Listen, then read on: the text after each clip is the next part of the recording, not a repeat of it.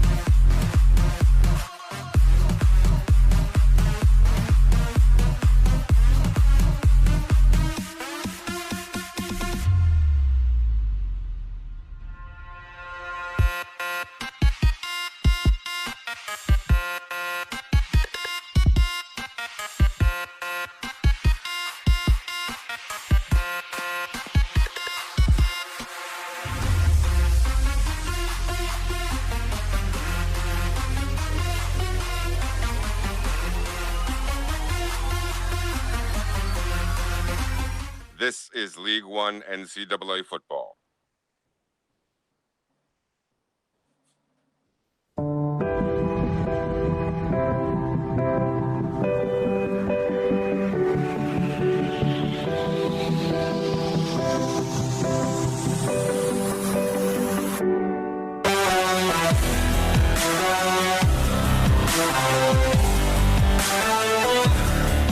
Welcome to another edition of League 1 College Game Day.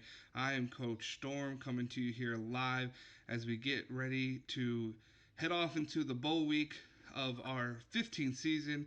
I'm here, joined live with me, Coach Spector. Hey, folks, welcome to the end of the regular season and the end of the conference championship games. Exciting night tonight as we reveal all of the bowl matchups for all of the teams in League One participating in the postseason. Yeah, we got a lot of teams I think that became bowl eligible. So I know there's a lot of our users super excited to see where they'll be going bowling. But first, before we get off there, we're going to talk about this week's user conference championship games. And the first game we'll talk about, well, not really game, conference champion we'll talk about is the Sun Belt Conference. Yeah, App State Mountaineers, winner of the Sun Belt Conference, winning it this year with a record this year of 8-1 in the conference, 10-2 overall. Right now, they're 23rd in the country. And of course, we've gone over their schedule before, but the final game of the regular season in Week 15 against Arkansas State was essentially a conference championship game in and of itself. The winner was going to win the conference, and App State was able to emerge victorious in a landslide, 55-14 at home on Senior Day, and that was what gave them the conference championship. That's Coach Barker's first conference championship as coach of App State, winner of the Sun Belt this year. Congratulations go out to him. Yeah, absolutely. Big props to him. It's always a great feeling to notch that first conference championship, and he did it in a great fashion there with, like you said, the landslide victory, in which was essentially a conference championship game. But we have props to Coach Barker there. Next off, we had the American Conference game, which had a matchup of two users, Navy, ECU, coming down to the end there. What do you got? You got some more there for that game, Coach Spector? Yeah, it was a 24-17 final, East Carolina over Navy, in Greenville, North Carolina. A back and forth game, in which the game was never more than 11 points difference. And eventually, East Carolina was able to escape and wear down Navy. But it was a close run affair, and the game was certainly in doubt late into the fourth quarter. So another tight contest between two American Conference rivals this year sees ECU and Coach Brack victorious American Conference champions for season 15. Yep, that's a good one, and always probably feels great beating a user in a conference championship game. And so props out to Coach Brack there. It's really tough to motivate your team to beat someone you had already beaten. They did meet up in the regular season, and they always say as a coach it is hard to get those guys to go out there and beat these guys when you've done it once before. But Coach Brack's able to get it done and give himself an American Conference championship.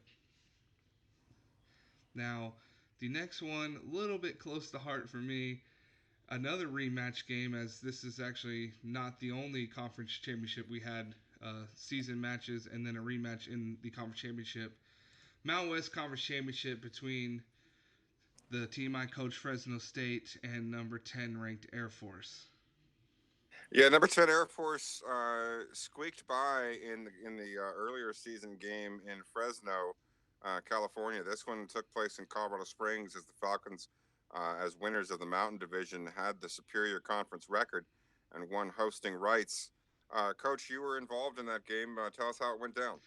Yeah, this was pretty ugly. Air Force right from the get go pretty much took command of the game and had it from the rest of the game. Some early turnovers. Fresno State just seemed not prepared, not ready. Um, they have a lot of talent on that team and are trying to get better, but you can definitely tell the inexperience of the coach and the inexperience of the players, really shown in this game. And Air Force just the better team. Pretty much is really all you can say. The better team came out. They rode that momentum. That crowd was there alive. They fed off of it, and they just dominated Fresno State from the very first whistle to the very last one, winning the game 65-28 and being season 15 Mountain West Conference champions. Props to Fresno State for getting there, though, after the 0-5 start. Yeah, that's one of the positive notes we take from that one. Rough start at the beginning, but able to win 7 straight to get there. So just going to try to build off that and take it to next year. Now, like I mentioned before, this wasn't the only conference championship game where we had a rematch of a regular season game. The MAC Conference Championship had a big time top 25 matchup in it. These two teams faced off one another in the regular season and had a 17-13 point game, so it was to the wire then. And the Buffalo Bulls and the Central Michigan Chippewas had at it again in the MAC Conference Championship. Yeah, up in Detroit at Ford Field, home of the Detroit Lions, quasi neutral site, just a few miles away from Central Michigan's campus, where the Chippewas, still undefeated and ranked third in the country coming into the game, doing a little bit of scoreboard watching themselves, took on number 16 Buffalo. Those two teams had been undefeated in the regular season when they met, with Central Michigan emerging 17-13. That gave them the right to wear the home uniforms at the neutral site. And in the rematch, Central Michigan emerges 28-14 in a game that once again saw several good defensive plays, several punts, and a couple of missed fourth down conversions. It was a tight run affair, but eventually the Chippewas were able to emerge victorious by 14, thanks in part to their offense and in part to the work of star halfback Jonathan Ward.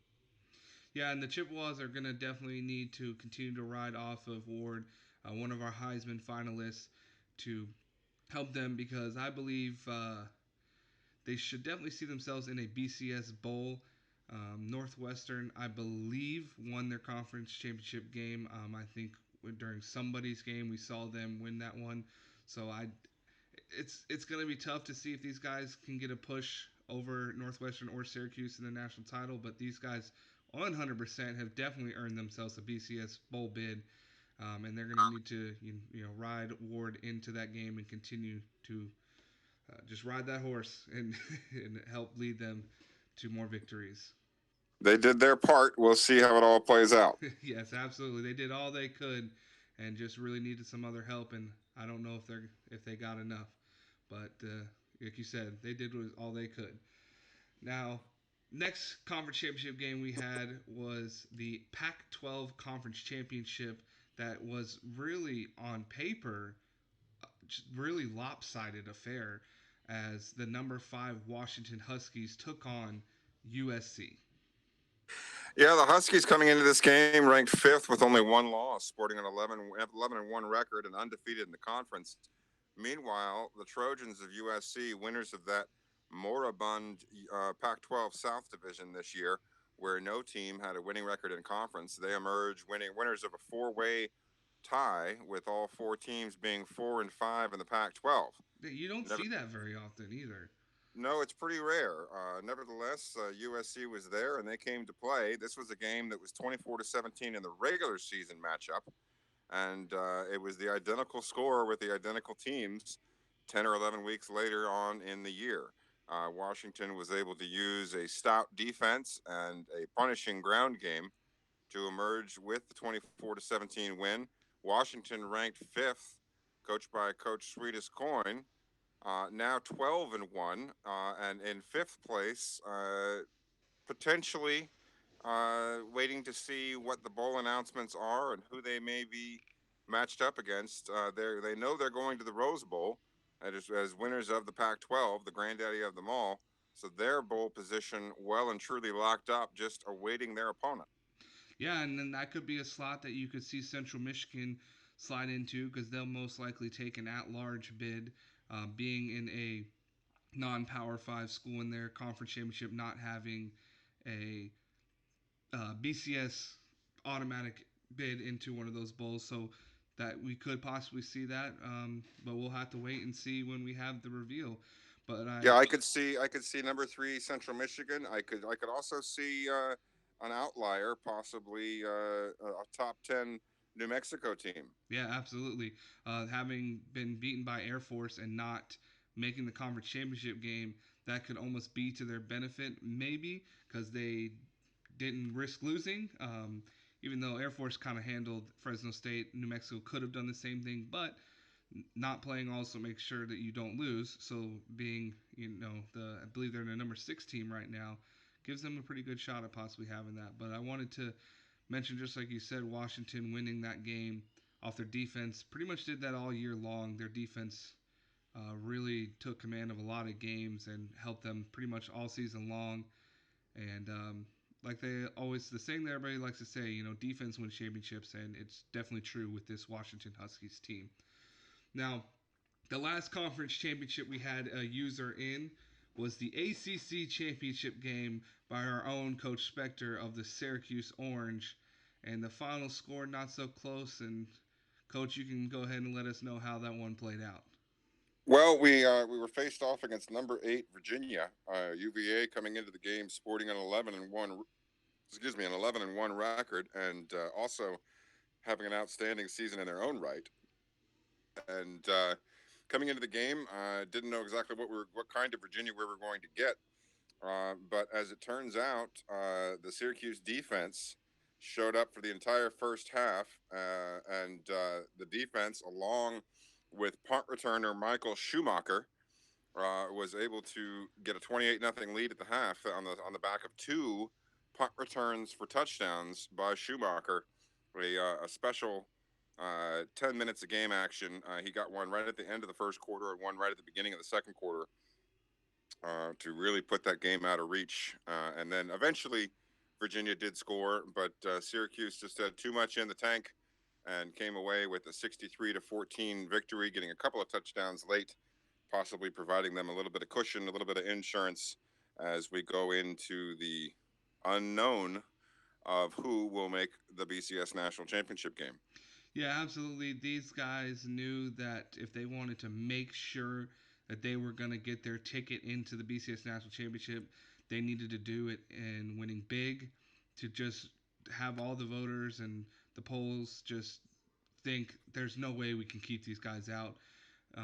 Central Michigan being right there, right behind them, they're making their case, being undefeated, haven't beaten some top ranked teams, but Syracuse, I think, really put the stamp on it for themselves uh, in this ACC championship game. They dominated everybody all year long. Some of their opponents, not the best, not ranked so high later in the season. Some of their ACC opponents having some off years, some down years as of late.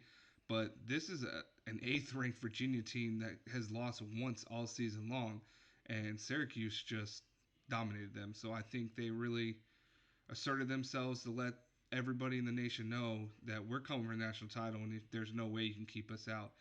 And when you mentioned um, Turner getting two punt returns, I think he's one of the finalists. Is he trying to maybe get a last minute push there to saying like, hey, I want the Return of the Year award?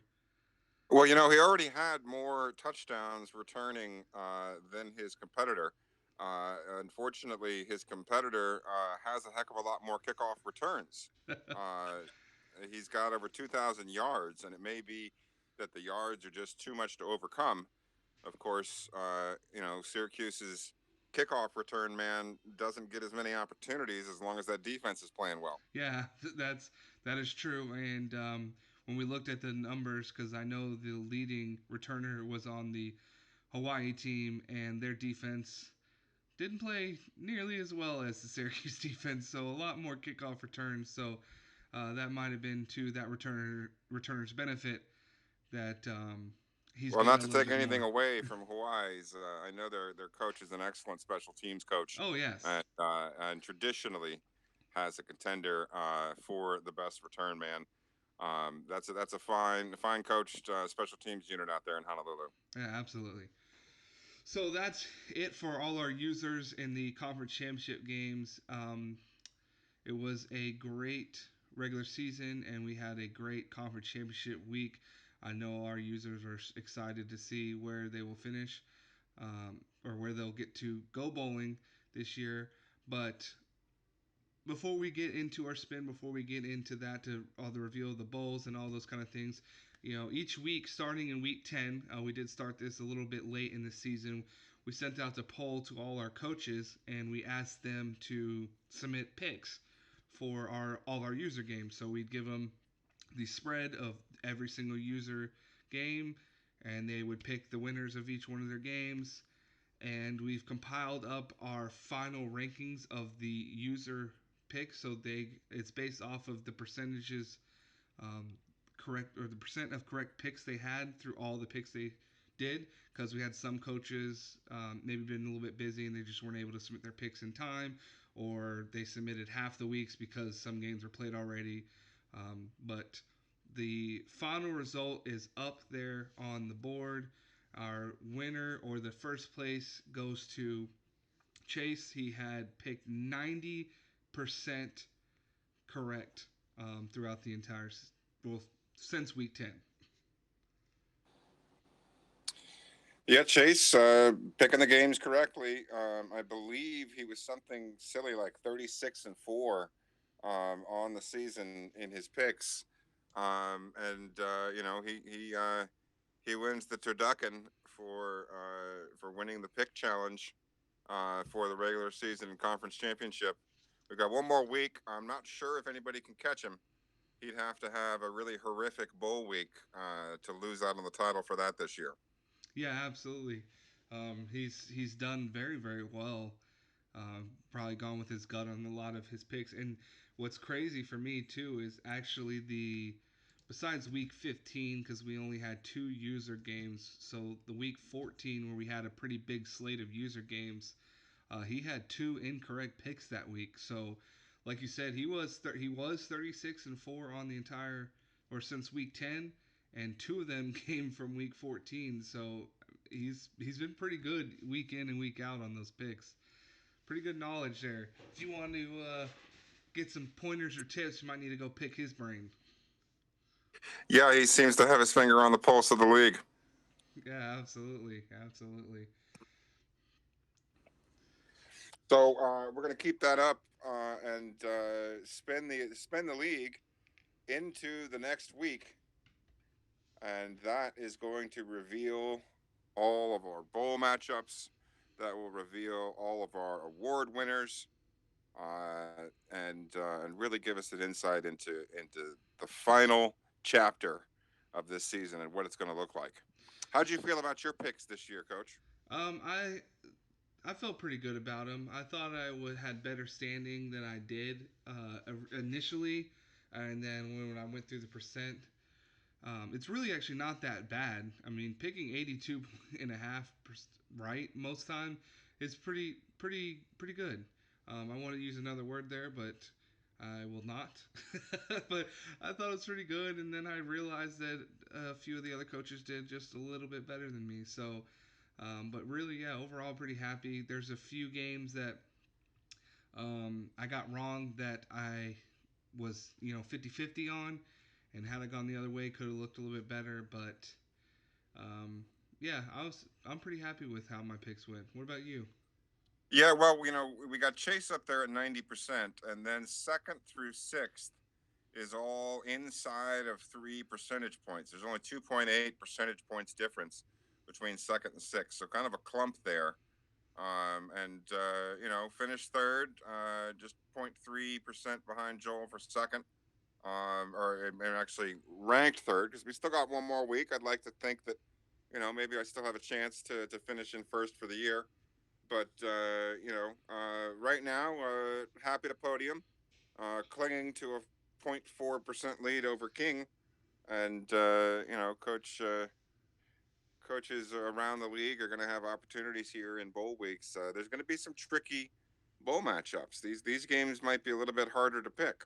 Yeah, they can be really hard to pick because you can have a team that is on paper like a 10-1 or 10-2 team, and they're going off against like some 6-6 team that you think, oh, obviously that's a walk in the park. They should easily win that one. But lo and behold, that 6-6 team is actually really good, has a really good roster, and plays a really good game, and could upset those teams. It happens all the time because especially you see a lot of these Power Five teams that have to play tough schedules all season long, and they kind of they don't win them all, but they still have good teams, good players, and they get to that bowl game and. You're sitting the coach with the better records thinking, yeah, I got this one in the bag. Like, I've won more games than they have. This should be no problem. But that team that might be 6-6 or 7-5 could have almost a better roster than you do, and next thing you could be down a touchdown or two to a team that you thought you were gonna kind of walk all over, and so it gets tricky trying to pick these ones. You really got to kind of dig deep and look, really look at these rosters and look at how they've played against other teams to really do your due diligence and try to pick these teams. Yeah, some other factors involved, of course, in those. Obviously they might be 6-6, but it could be that they had a star player injured at the beginning of the season who's back now. So lots of factors in play there. Oh yeah. Not to mention that any team that makes a bowl is at least a half decent team. So your opponent's going to be pretty decent. Your opponent's going to be pretty good. Yeah, I mean, I can say from experience last year. Now, my team did finish. I did finish 6-6 in the regular season, so I was one of those teams, and I didn't face off a team that had a very good record. Like they weren't a 10-2 team. I believe they were 7-5 at the time, but I had to face off against Notre Dame, and here I am thinking like, it also another factor. I guess it says it doesn't matter what bowl because I wasn't in, wasn't in one of those premier bowls. It wasn't one of the ones that's highly sought out by all the schools. They're not, gloating about being in this bowl, but happy to be in one nonetheless. And just so happened to look at my opponent is Notre Dame, and it's even at 7-5, it's Notre Dame, and they were tough, and it was a back and forth game, really tight all the way at the end, and Notre Dame, I believe, pulled it off by a touchdown against me. So it's tough, and we could see plenty of those matchups still in this bowl season as well. Yeah. Speaking of which, the spin has occurred and it is finalized, and we are going to be moving on into our next segment here in just a second. We've got some bowls to announce. Yes, I am getting us up and ready to be on onto the list of our bowl games. I do have it up, so I'll go ahead and switch it over till we have it on the screen. And there we go. We have it on the screen. And what do you know? The very first bowl game on tap is a user game. Yeah, I'm pulling it up here myself. Right over here on the ESPN schedule, and I am looking at the bowl season on the schedule within the ESPN tab, and yeah, it looks like in the New Mexico Bowl that Navy is going to be taking on Penn State in Albuquerque. 8-5 Navy against 6-6 Penn State in the very first bowl game of the bowl season. What do you know? That should be a fun, interesting one. And I believe, and now I know it wasn't this dynasty per se because you guys did do a reset, but I'm pretty sure Coach King was the head coach of the Penn State Nittany Lions at one point, correct? That's right. Yeah, Coach Ninja, coach of the Penn State Nittany Lions in former seasons in League 1, back in seasons uh, 6 through 11, or actually it was seasons 7 through 11 that he Yes. was coach at Penn State. So there you go, Coach Ninja getting going at it against one of his old teams. So that should be a fun and interesting one for him there. And then the Yeah, next matchup and look at that. We got a user versus user bowl game. The Idaho Potato Bowl, number 17 Buffalo going against number 21 East Carolina. that is going to be a good one. That'll be up in Boise, Idaho, on the Smurf turf. The Idaho Potato Bowl, Buffalo Bulls, East Carolina Pirates, two users, two 10-win teams, two top 25 teams. Looks to be an even matchup. We'll get to predicting that game and taking a deeper look at that further on in the broadcast. What's the next game we've got on tap? Next game on tap is the Poinciana Bowl, where the Fresno State Bulldogs is going to be taking on an ACC opponent in the Clemson Tigers. Clemson at a 7-5 final season record, and Fresno State essentially would have the same regular season record, but has that extra loss, hadn't have been lost in the conference championship. And I believe this is actually the bowl game that Fresno State was in last year. Yeah, the Poinsettia Bowl out in San Diego, Jack Murphy Stadium, former home of the Chargers. That looks to be a good one. Syracuse played Clemson earlier on in the year. Perhaps there's some game film that you could check out and get an insight into what Clemson might have in store for you. But that should be an exciting bowl matchup out there in San Diego in the Poinsettia Bowl. Yeah, definitely What do we going to got do next? that. We're going down to Mardi Gras. Yeah, New Orleans, Mardi Gras, New Orleans, Appalachian State. And this is one of those games that we talked about that where, people might look at this game and say, oh, it should be a walk in the park, but you don't know that Mid Tennessee State team could be surprisingly good. But number 19 Appalachian State going to face off against the Mid Tennessee State in that New Orleans Bowl. Yeah, Blue Raiders coming out of Conference USA, sporting that 6-5 record, as you said. Conference USA getting the automatic bid into this bowl. One of the higher ranked teams in the conference gets this spot, and they match off against the winners of the Sun Belt. This year, it's App State. And so 10 win, 19th ranked App State will take on the Middle Tennessee State Blue Raiders in New Orleans on December 22nd. Absolutely. So, see, the next game is one of our coaches that is in a retired season. And so we go ahead and hop on over past that one. So, our next active user in the Gator Bowl, the Hoosiers, going to have to take on the Aggies.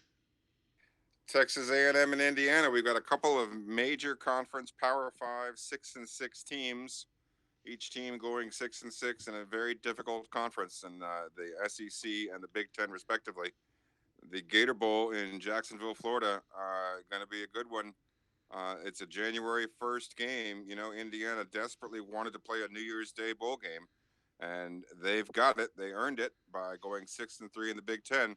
They'll take on the Aggies of Texas A&M. And that should be definitely a good one. Like you said, both teams playing in tough conferences. That'll be a very exciting one. Totally disregard the records there. This is going to be an exciting game. Next one, man. If coach, if you were a betting man, you should have put money on it because look at you calling it from saying one of those teams on the outside that could maybe see themselves in the Rose Bowl playing Washington, the New Mexico, yeah, Mexico Lobos, number 6, The taking Lobos on. of New Mexico ripped off one heck of a season this year. They were a top 25, hovered right around 15th last year. This year, did a little bit better behind a 4-year starting quarterback who was for a time on the Heisman watch list. An excellent job helming that offense and leading the New Mexico Lobos to that 11-win season. They're sixth in the country. Their one loss was to a top 10 team in Air Force. And 11-1 will play 12-1. Number 5, Washington. Number 5 versus number 6. New Mexico is going to the Rose Bowl, and they will take on the Washington Huskies. And I definitely have more to say about that. Hadn't played New Mexico, so we'll dive deeper when we get into that discussion there. Next game on tap, uh, BCS game, the Orange Bowl, Central Michigan, getting it done, getting their team there. Number 3, Central Michigan, going off against number 9, Alabama. I know everybody likes to take their shot at the Crimson Tide, and the Chippewas are going to get their shot. Yeah, going to be a good one in Miami. The Orange Bowl, normally the host of the ACC champion. There's a reason the ACC champion isn't going this year, and the spot is taken by 2 at-large teams. Alabama out of the SEC, a 9-3 team, but ranked ninth. Meanwhile, undefeated third-ranked Central Michigan gets their chance to test their mettle against a fine institution in the Alabama Crimson Tide. Should be an exciting game. Central Michigan and Alabama in Miami in the Orange Bowl. Yeah, absolutely should be a great game and cannot wait to watch that one. Central Michigan been electrifying on offense, and everybody knows Alabama SEC teams love to play their defense, so we'll see how that game turns out. So the last reveal of our user bowl games, the big one, the BCS national title game, Syracuse not only gets to it, but jumps Northwestern to go to be number 1 in the poll to be in that game, so they get the right to wear their home uniforms in the game. But Syracuse is in there going to try to defend their title, and they're going to do it against a very good Northwestern team. Yeah, this is a scary Northwestern team in terms of talent. We'll get to that here in a bit when we go into the deep dive on these bowl games. But they finished second in the polls. They were first for much of the season. I think at one point mid-season, Syracuse took over number 1 for a week or two. But for most of the year, it's been a mix of Stanford, Northwestern, and Syracuse. And we see Northwestern and Syracuse, the 2 left standing at 13-0, winners of the Big Ten and the ACC. They'll duke it out for the right to claim the national championship. And that will be obviously an important and exciting affair. Absolutely, I cannot wait for that game. I've been saying all year long that Syracuse has been on another level that no other team has really been able to achieve, and this Northwestern team has a chance to kind of prove me wrong, to kind of shut my mouth because that's what I've been saying all year long, and would love to see if Northwestern can quiet my mouth a little bit there, but we'll have to see when that game plays. Some other interesting bowl games. Looking at the docket, an all Texas affair between SMU and Texas in the Beef O'Brady's Bowl. Texas is a little bit disappointed to go 6-6 this year. You could say the same for SMU. They finished in the top five last season. A little bit down this year at 7-5, but certainly a type of team that can certainly hang with Texas and may have an opportunity to give their in-state long-hated rival a losing record this season. That should be an exciting one to keep an eye on. Yeah, absolutely. Further on down the list, I'm looking at Arizona Air Force. I think Texas Tech, Oregon should be an exciting game. Texas Tech, their quarterback was in the Heisman running for a fair bit, and they are one of the top passing teams in the country. It'll be interesting to see how they match up against Oregon. Um, Coach, are there some games here on this docket that stick out to you? Scrolling down here, you always like seeing Army make a bowl. We love seeing our military teams, and of course, they're in the military bowl against 7-5 Kent State. Army, love to give them a shout out because they've actually given Air Force their one and only loss. So this is a good team. Um, so it will be very interesting to see what they do there. The Cotton Bowl has a really good matchup that I'm excited to see what happens there. Number 11 LSU going against number 13 West Virginia. That should be a very fun and exciting game there. You got two top 15 teams going at it. You know, the Mountaineers like to get a chance at a SEC school, and certainly an SEC powerhouse in neutral territory. Yeah, absolutely. Scroll down a little bit. Tulane getting themselves up into the top 25 at the end of the season. That's pretty good for them. And Florida State 8-4, not a bad season. Would love to see how that game turns out and see if Florida State can't try to finish their season on a high note and try to get back to some of their former glory. Yeah, it'll be in Orlando, so just a little bit down the road from Tallahassee, and certainly a challenging situation if Tulane wants to finish the season in the top 25. Yeah, absolutely, and pretty much almost like a home game for them, saying not far from Tallahassee. So, Yeah, the bowl committee certainly didn't do Tulane any favors. no, absolutely not. One of the other games I like to see here, UCF coach Sweetest Coin, as you mentioned, of the Huskies. This was his previous team, UCF. Since he left, lost 5 games, but they did do pretty well at 8-5, and they're going to be in the Alamo Bowl there in San Antonio, taking on number 22 ranked California. So funny to see the coach's old team going against a team that's actually in his new current division or conference, I should say. Conference and division. California, part of that powerful Pac-12 North. UCF, of course, winning the Big 12 North division and actually qualifying for the conference championship game. We see that they lost it to Oklahoma State. Otherwise, they would be in a BCS Bowl, the Golden Knights, for the second straight year. As it stands, they'll have to settle for the game in the beautiful Alamo Dome in San Antonio. Yeah, it's a great stadium. Been there a few times myself. Had sat in, watched they do the annual Army All American game is played there, and so it's a really nice facility. UTSA plays their home games there as well, but should be a fun and interesting game. And so the last games I'll kind of just shout out here. We'll just kind of talk about our last January bowl games, where we have the UL Raging Cajun going up against Illinois in the Heart of Dallas Bowl. Yeah, that'll be an exciting one. Illinois 6-6 qualifying for a bowl. You know they like to see that. They're trying to pull that program back up to previous glory. That's an institution that has an awful lot of history, but's fallen on hard times. That'll be an exciting game against the Louisiana Raging Cajuns. Georgia Michigan in the Outback Bowl. That's the game that usually comes on at 10 in the morning. We see it here scheduled for 12:30 p.m.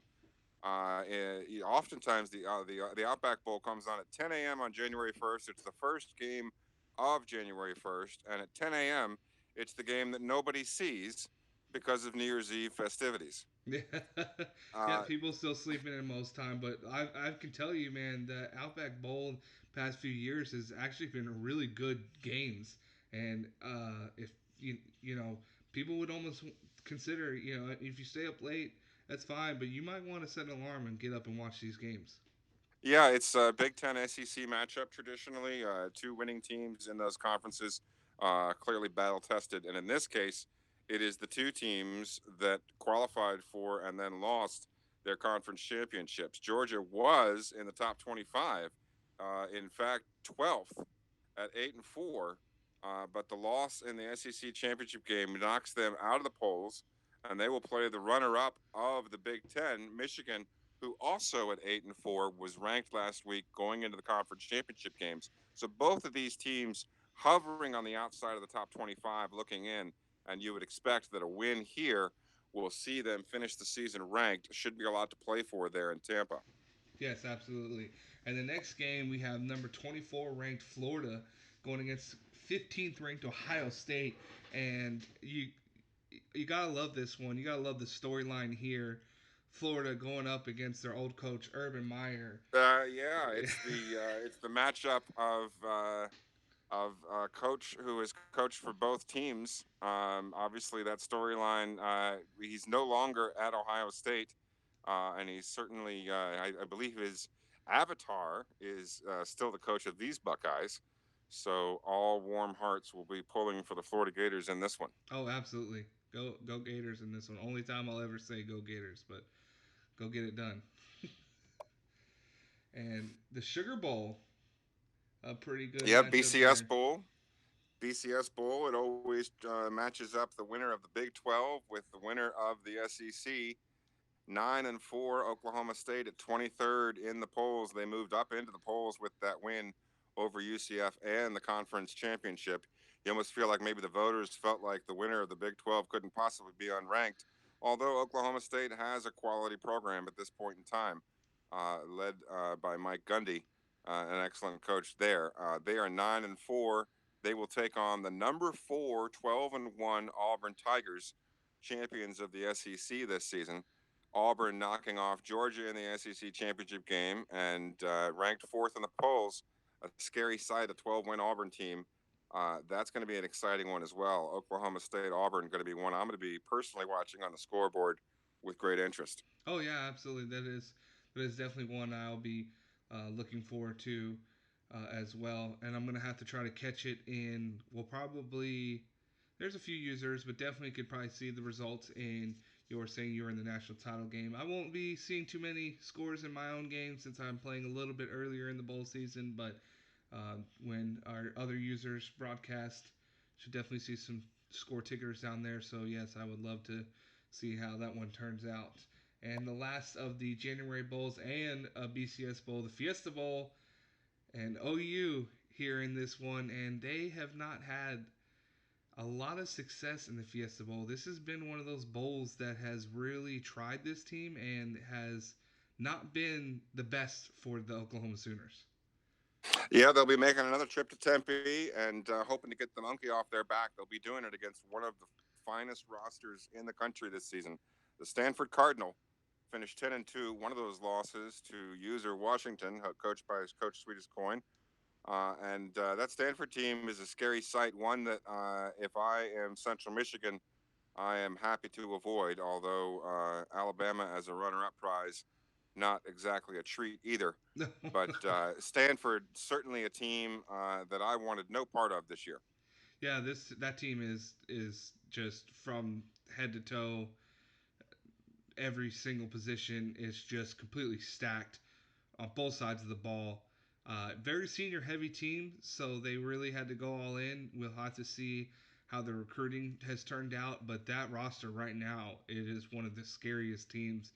Washington did something that was just pretty much truly amazing to really beat one of the best roster teams, but it also kind of just shows you that having the best talent doesn't necessarily always mean you'll win every single game, as the Stanford team has lost 2 games. But I gotta say, man, seeing Oklahoma in the Fiesta Bowl, I cannot help but always think back of that Boise State game, the way that game finished. Man, that is to me still one of the greatest college moments we have seen in this past decade. Yeah, I think the Oklahoma Boise State Fiesta Bowl, along with the USC Texas Rose Bowl, Oh yeah. either one of those you could put up as the best game of the last 20 years. And if you're talking the last 20 years, you probably would include the January 1st, 2002, but 2001 season game between Ohio State and Miami to decide the national championship that went into overtime. That also a very excellent game within the last 20 years. Oh yeah, absolutely. So that is our bowl reveal. We talked about a few of the matches that we thought would be very interesting, but I did click down through every single one, so you had a chance to see every single bowl game. Um, have to say, sorry to our coach at Hawaii being our one and only user that didn't make a bowl. But that still, again, is no knock to the coach. He's a great coach. He's got a great team. Jumped in late in the season and had a really tough road put ahead of him. 5-7 is not something to be too upset about. But Well, he I mean, how showed many teams do we have that went 6-6 that uh, barely made a yeah. bowl? You Oh, know, I mean, so very, multiple teams. very small difference between 5-7 and 6-6. Yeah, he was there. He had a chance. I mean, had he been able to pull the win over me, he could have easily seen his team bowling. So he's barely didn't make it there. I definitely think next season will be a different story. I do not think the Hawaii Warriors will be at home. I believe they definitely will be in a bowl game. So the Could next be in two, their own bowl. Could be in the yeah, Hawaii Bowl. yeah, that's true. They could not go too far They from might home and be be, home and in a bowl. yeah, that'd be pretty nice thing there. Not have to travel very far. Just get to play their home bowl. So next thing we had on the schedule here, we wanted to kind of talk about or see. We have our official final award winners, and we will go into our list here, and we will start off with the winner The of the Maxwell. Maxwell. The Maxwell Award given to the offensive MVP for the season by the Maxwell Awards Club goes this year to Tommy Tanavasa, junior quarterback for Syracuse. He led it nearly post to post and ends up winning out over Jonathan Ward and Salvan Ahmed. For the Maxwell, that's offensive MVP. Walter Camp, another offensive MVP award, and second verse, same as the first. Tanuvasa, Ward, and Ahmed, with Tanuvasa emerging victorious amongst the heap, takes away his second offensive MVP award. Going to the Bednarik Award, the defensive MVP, open to all positions on the season. Kevin Green, junior left outside linebacker from Syracuse, takes home the award with 107 tackles, 63 sacks, a forced fumble, and an interception. Kevin Green beats out Levi Onwuzurike and Lanston Tanyi from App State and Washington for the defensive MVP award. And real quickly, Coach, I had to just say something about Green. I wanted everybody to look at that stat line. 63 sacks in the season. That is just unheard of, unbelievable. This guy, I don't even know what else to say. That to me, that is just mind blowing. Yeah, he was certainly the centerpiece of the Syracuse defense. There was a game mid-season where he went out very early in the first quarter and missed the rest of the game. And Syracuse really had to scramble on defense in that game. There was a marked difference in the defense with Green and without. So the linchpin of that vaunted Orange Men defense. So if you hear that Northwestern, all you gotta do is get this guy out of the game. Yeah, and looking down the list, the top six candidates for defensive MVP, all user players. Green for Syracuse, Onwuzurike for Washington, Tanye for App State, McKnight for Central Michigan, Henderson Jr. for Syracuse, and Wellington for Washington, with a couple more further on down the list. But the Bednarik for defensive MVP, two defensive MVP awards, the Bednarik and the Nagurski. The Nagurski Award, almost an identical list. Green beats out Onwuzurike and McKnight this time. For the second defensive MVP award, the Bronco Nagurski Award, going to college football's best defensive player, regardless of position. The Davy O'Brien Award, that's awarded to college football's best quarterback. And Tommy Tanavasa of Syracuse beats out Ed Cox of Northwestern. Ed Cox, the backup quarterback for the Northwestern Wildcats, took over the starting position early in the season, played the duration of the rest of the season, and look at him go. Backup quarterback, sophomore 88, right there behind Tommy Tanavasa. But Tanavasa gets it done on the back of 3,600 yards passing, 2,600 yards rushing, and a total of 89 touchdowns.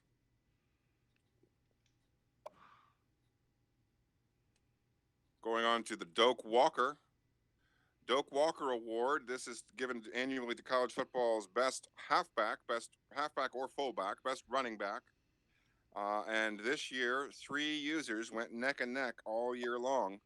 Jonathan Ward of Central Michigan, Salvin Ahmed of Washington, and Kevin Marks of Buffalo were neck and neck all season. And it's Jonathan Ward who emerges victorious, thanks in large part to 2,209 yards rushing, along with 722 yards receiving and a total of 50 touchdowns. That's an impressive number, man. It really is. Yeah, 71 receptions, probably the difference there. If you look between Ward and Ahmed, Ahmed just a few yards behind him in rushing yards, 2209 to 2162. But the 71 catches for 722 yards, the big difference there in the receiving numbers between those two candidates. Yeah, it could have gone either way, but I do agree with you. The receiving numbers probably helping Ward get those extra votes there. Uh, she had almost, a little over 30 less carries, so his, yards per carry a little bit higher, but probably not enough to make a difference. So it probably really is going to be that receiving number, receiving yards and receiving touchdowns.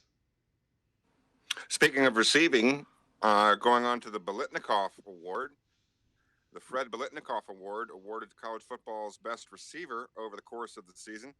And this one, another neck and neck battle. It's won by James Lofton of Syracuse over Riley Lees of Northwestern.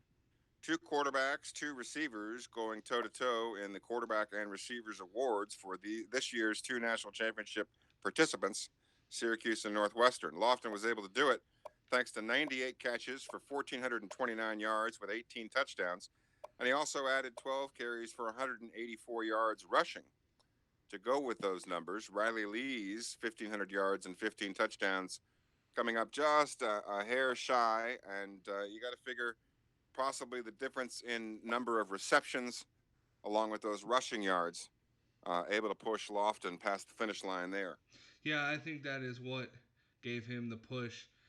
For me, if you want to say pure receiver wise, Lee's almost is a little bit better there. Obviously, has a way bigger um, yards per catch, saying he pulled in 30 less receptions and actually still had more receiving yards than Lofton does. But Lofton able to bring in three more touchdowns than Lee's did. But yeah, it was a very, very close match. So I definitely think, Lofton getting more receptions and having those few extra rushing yards gave him that little bit of edge, because I easily could have seen Lee's win this award. The John Mackey Award, that's awarded to college football's best tight end.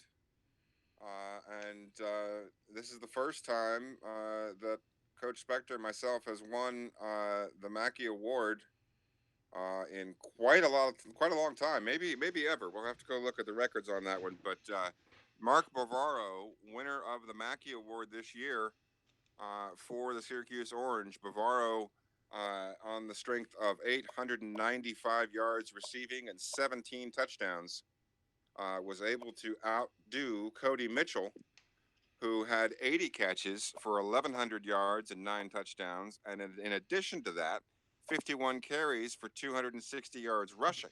That's So something you don't Mitchell, see every day from a tight end.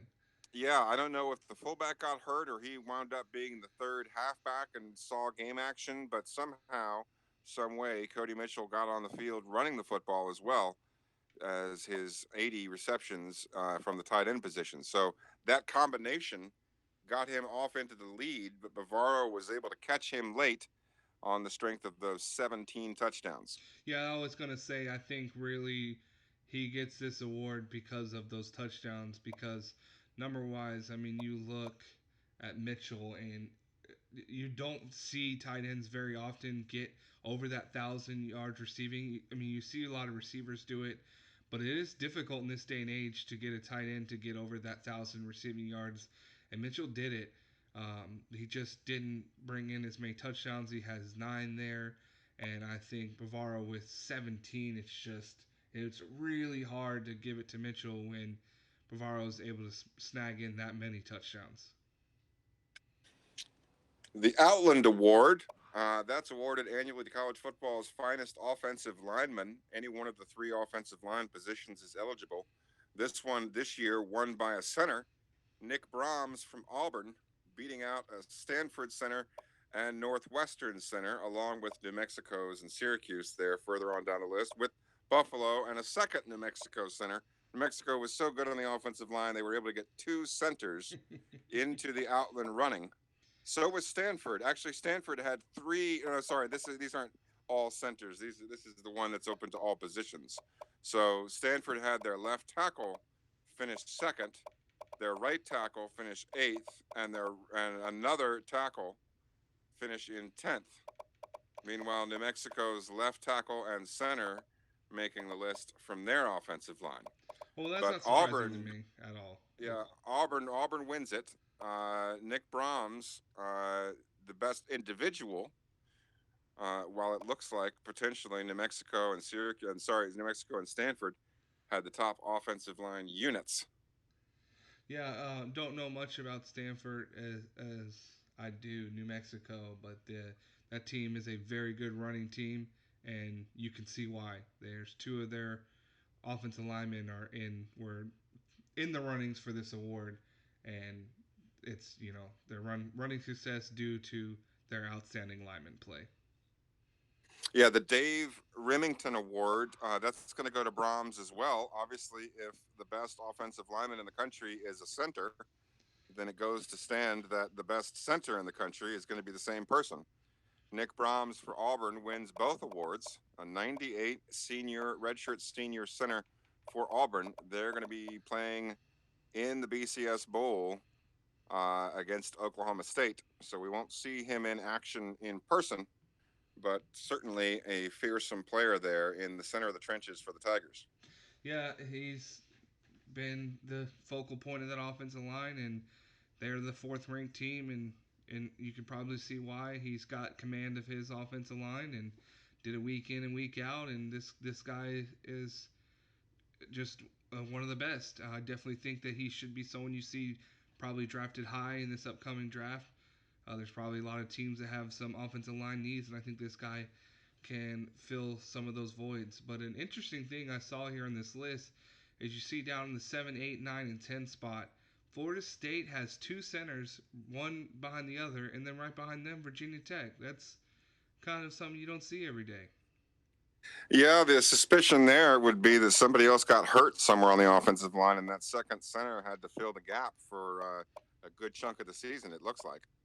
Yeah, but it definitely looks like that might be the case. And I guess as a coach of those teams, you got to be happy that you got not only one guy that can go and perform well, but you got a guy right behind them that does just as well that he can get himself in the running for this award. Yeah, Florida State's looking at a 95 and a 94, and Virginia Tech 292s there. So close run battles, but the loser of that battle still able to make something out of the situation. Moving on to the Lombardi Award, the Vince Lombardi Award, awarded to college football's best defensive lineman over the course of the season. This one a five-way user contest between Onwuzurike, Tanyi, McKnight, Dana, and Terry Jr. Couple of Central Michigan Chippewas at third and fourth, but Onwuzurike, Levi Onwuzurike, top of the heap there, best defensive lineman in the country on the strength of his 42 sacks from the left end position for the fifth ranked Washington Huskies. Yeah, normally you would see that number of 42 sacks and think, "Holy crap! Like that is phenomenal." But again, when we talked about Green sack numbers, there again, it's it's almost unfair for Amuzurike to, you know, to have that many sacks and still be outshined. Yeah, but Green not eligible for defensive lineman awards as he's a linebacker, and the door open there on Wuzurike goes storming in. Yep, and he went storming, screaming, sacking a whole bunch of quarterbacks. So he definitely did his job all season long. Speaking of linebacker, the best linebacker award should come as no surprise. Kevin Green, if he's going to win the two defensive MVP awards, he's probably in pretty good position to win his positional award, Yeah, uh, and he absolutely. and he does so over top of his teammate Troy Henderson Jr., the senior middle linebacker. So the left outside linebacker and the middle linebacker for Syracuse finished 1 and 2 in the award this year. Both ripping off multiple tackles for loss, both ripped with multiple sacks, and both with interceptions, actually. But Green coming out with those monster stats, and I'm sure running away with the award. But Henderson Jr., nice job there, along with Brandon Wellington from Washington and Ron Underwood for Central Michigan. And I do also see Northwestern's outside linebacker there, Django Glacken, uh, making an appearance at the best linebacker position, along with Ray from App State, a little bit further down the list. Another user making an appearance. John Smith at the bottom of the list, the middle linebacker from Penn State. He'll be facing off against Navy in the bowl game should he make it back in time. Looks like he's a little banged up. We don't know yet whether or not he'll be playing in that game, but certainly a dangerous player for the Nittany Lions. Moving on to the Thorpe Award, the Jim Thorpe Award, awarded to college football's best defensive back. Any defensive back eligible for this: cornerback, free safety, strong safety. This year it goes to strong safety, Devonnie Reed from Central Michigan. Devonnie Reed with 54 tackles, 11 for a loss, 4 sacks, and 5 interceptions. Kind of a handyman, do it all sort for the Chippewas defense. Devonnie Reed winning the award over Smoke Monday and Trayshawn Smith. Antrell Roll finishing in fourth for Syracuse, and Travis Willock for Northwestern, beating out Jermaine Ward for Central Michigan. So two Central Michigan secondary players in the top six, along with a couple of BCS Bowl participants, BCS National Championship game participants with Roll and Willock, and Auburn Smoke Monday will be playing in the Sugar Bowl. So good players there for defensive back. Yes, absolutely good players there, and you see the two Central Michigan players, ball hawking players there all season long, and you can see that they probably helped contribute to the success of the Chippewas. Yeah, when you've got two safeties that are some of the best players in the country, that gives you a good umbrella shield on your defense. Yep, and it's nice seeing, with Reed winning it on a junior red shirt, so he still has a year of eligibility to come back to this team unless he decides to leave early. And Ward only a true sophomore, so he definitely will be coming back. So some good things there possibly for the Chippewas. Could see repeats, and despite even if you don't get the repeats, to have those kind of quality players possibly coming back to your team. Yeah, as good as Central Michigan has been this year, it's possible they may be even better next year. We'll see how that pans out. But further on down the awards list, going on to the Lou Groza Award. The Groza Award given to college football's best kicker, best place kicker, and Matt Coughlin for Michigan State wins it over Nate Needham for Bowling Green. Bubba Batcha for Miami coming into third, but Coughlin, 24 out of 26 this year, and perfect on extra points. The 98 redshirt senior kicker getting it done for the Spartans of Michigan State. Kubander for Northwestern sitting there in fourth, along with Bulovas from Alabama in fifth. Kurt Knight, the freshman, the true freshman kicker for Syracuse, surprisingly making 10th on the Groza list. And these kickers have did well all year long. Kind of, I guess I don't know the exact number of what my own kicker did, but I do know one thing he did. He did have the longest field goal of the season. Was hoping that that'd be good enough, and some of the other things he did, but I guess just did not do enough to get on this board. But hey, one thing I could say is he did kick the longest. I think you said it was 58 yards.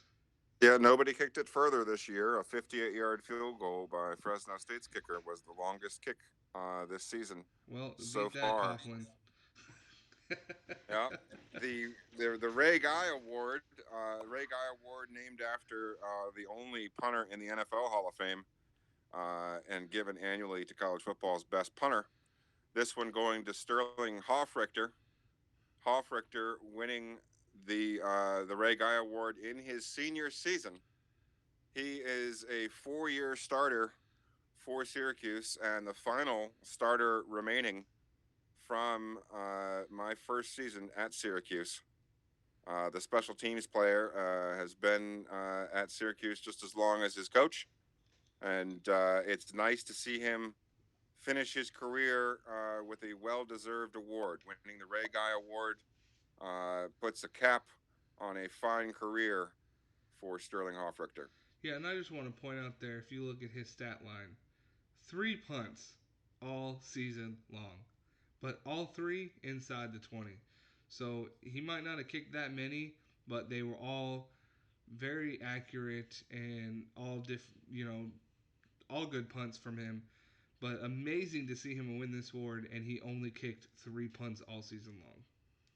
Yeah, even the 76-yarder went inside the 20. Yeah, that's really impressive to me. 76-yard punt, and he managed to keep that within the 20 and not go out for a touchback. Yeah, so he's able to beat out DeLong and Gorman for the award, for the Ray Guy Award. Finally, the best returner, it will go to Jermaine Braddock, best return man on the season, Jermaine Braddock. He has 2,005 kick return yards and 2 touchdowns on the season. That's off of 54 kick returns, a 37-yard average with 2 touchdowns and 194 punt returns. Schumacher's 5 touchdowns, not enough in combination with the yardage to get it done, as he's only got about 600 in each. On 17 kickoff returns, he averaged 40 yards per kick return with 2 touchdowns, and he had 660 yards in punt returns. I believe that led the nation in punt return yardage, as well as yards per punt return. That's 15 yards per punt return with 3 punt return touchdowns. But it's Braddock who steals the award with his 2005 kickoff returns. He got to 2K. Jermaine Braddock on kickoff returns with 2 of them to the house. And Hawaii's junior wide receiver is elected as the best return man on the season. And like you mentioned earlier in the broadcast, Coach Carter and his special teams coach doing wonderful things there, doing a heck of a job this year.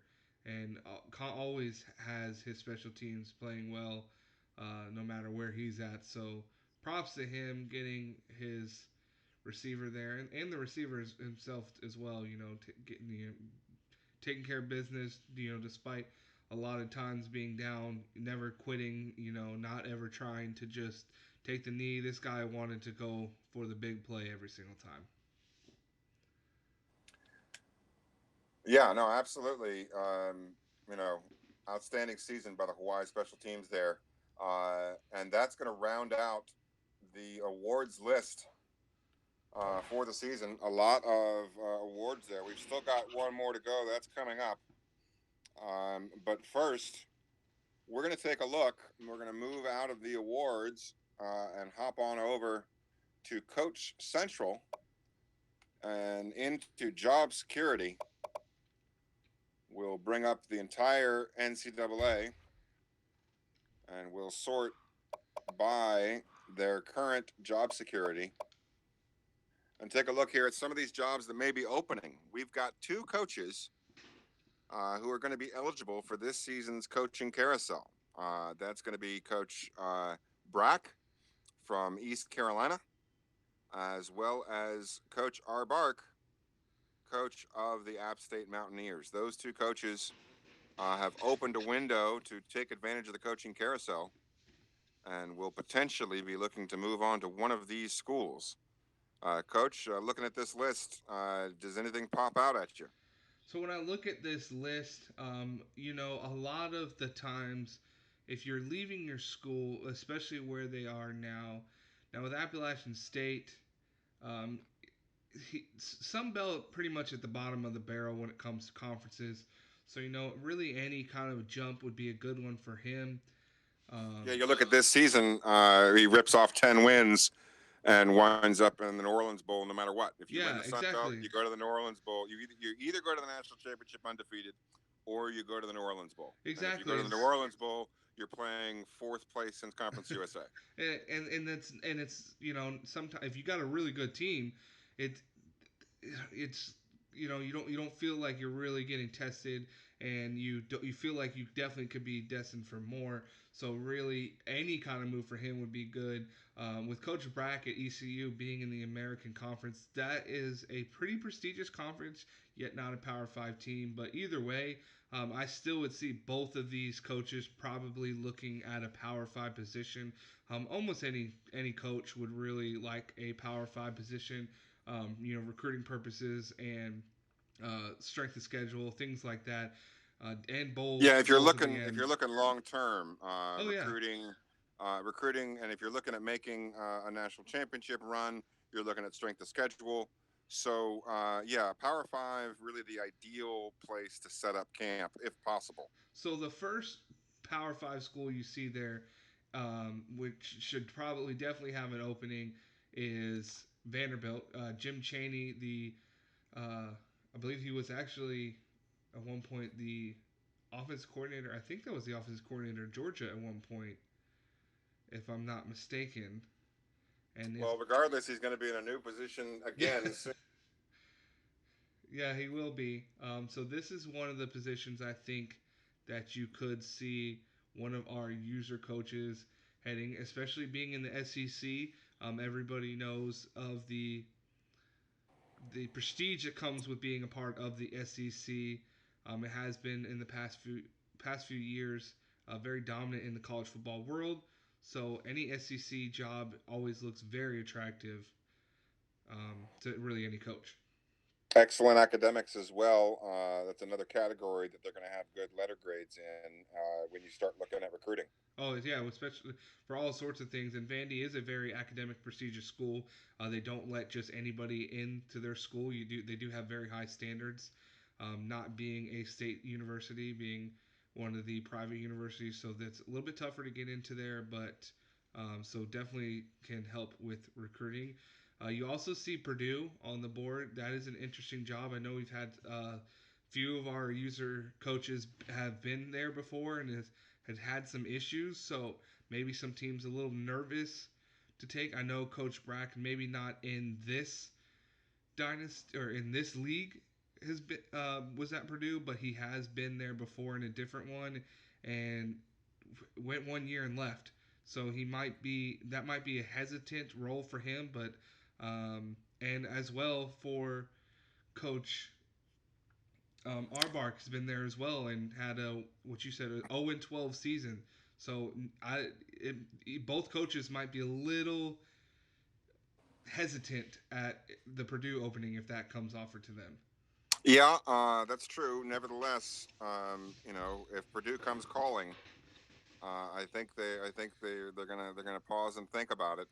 It is a Big Ten school. It's a nice spot to land in for recruiting purposes. Where that's concerned, certainly being in the Big Ten, your strength of schedule is not a concern. There's some attractive traits to Purdue, just as there are to Vanderbilt, and Iowa as well. Another Big Ten school. You see them third there on the list. Iowa, a Big Ten school, and obviously is going to have some good letter grades, and is a situation where if you do well at Iowa, you could be looking at maybe potentially um, a contender in the Big Ten West division. We've got Coach Seawack in the Big Ten East, so Purdue and Iowa both in the Big Ten West. It'll be interesting to see if either one of those schools are attractive to these coaches. Yeah, I think so too. That would be very interesting. I think both coaches would probably lean more towards the Iowa. Has been more historically has been a better program than Purdue has been. Purdue hasn't had nearly as many good seasons as Iowa has. Iowa has produced a lot of good players in the past. So one might be a little bit better in the lettering grade for the entire program. So I could see both coaches maybe considering this Iowa role before they took the Purdue role. And like you said, don't ever want to say one side of the conference is easier than the other, but they're definitely on the easier side. Uh, this is no knock at Wisconsin or Nebraska; those are both really good programs. But being Ohio State, Penn State, Michigan all on one side, that those programs are always going And to be Michigan tough. State. And Michigan State, I can't believe I forgot about Michigan State. So all four of those programs, I mean, Ohio State, Michigan, almost every single year are coming at you. Michigan is there. Sometimes they're off, and same with Penn State. Sometimes they're on fire, sometimes they're not. But all four teams really tough, and but on the other side, they not that they're bad teams, and it's not that they can't be just as good because they can be just as good, and they can also win the Big Ten. It's just historically a little bit easier being on that side. They can also make the national championship. Yeah, they could. Northwestern They could Northwestern Northwestern. would like a word as to how good the Big Ten West is. Yeah, they're like, hey, see, like I said, they got. I've been sitting here talking so much. They got lot more to prove. They can keep. All they got to do is show up against that Syracuse team. They can shut me up real quick. So we'll see what happens in that one. Um, I think I'd have to keep going down the list a little bit. Utah might be interesting for Yeah, the some. Pac-12. I mean, there's some coaches that may just prefer going to the Pac-12 because there's fewer users currently in the western half of the U.S. Might have a little bit easier time going after some of those recruits with fewer teams that you're competing with. Yeah, there's only three, I believe, currently. Myself at Fresno State, Coach Hawk at Hawaii, and obviously Coach Sweetest Coin at Washington. And so being here, you'd be the fourth user on the West Coast. So it help with recruiting wise, and of course, hopping in a conference with another user always adds a little bit more fun and excitement as well. Well, yeah, and the Pac-12, a prestigious conference this year. I believe the first or second ranked conference. Traditionally within League One's dynasty, they usually stay around the top three conferences ratings wise. So you know that your strength of schedule is going to be really excellent in the Pac-12. It's right up there with the Big Ten and the SEC within the context of this dynasty. So you have that. and then you have the pipeline to California for recruiting. So a Mm-hmm. lot to like about Utah. It's a team that can easily be slept on, but there's reasons to take the Utah job. Yeah, there's tons of reasons, and I like what you said with the team that gets slept on because I think this Utah youth team, in throughout their entire history, is always that team that people don't really focus on as much, or they don't think they're going to be this or that, and they go out and prove people wrong week in and week out all the time throughout their entire career. Even when they moved out to the Pac-12, I think a lot of people were like, seriously, why would you guys go there? I mean, who are you? And I think they're underrated every year in and year out. They seem to always be underrated. No one ever thinks that this team will be good, and they continuously have really good seasons. They have produced, pretty quality NFL players. They've had players come from their school and move into the NFL. So, a very underrated program. Yeah, and you start thinking about recruiting inside of NCAA 14, and it's not just having the pipeline to California or the pipeline to Texas if you can get it. It's also the number of recruits who talk about proximity to home. If you're on the East Coast, you can develop a pipeline to some of these Western states, but the recruits still might not be very interested in you simply because of that proximity to home. Whereas Mm-hmm. if you're based in the West, you don't have to worry about that. And like I say, that really does open up a lot of those Western recruits to some of these Western teams. Kind of gives the Western teams a little bit of an inside track there.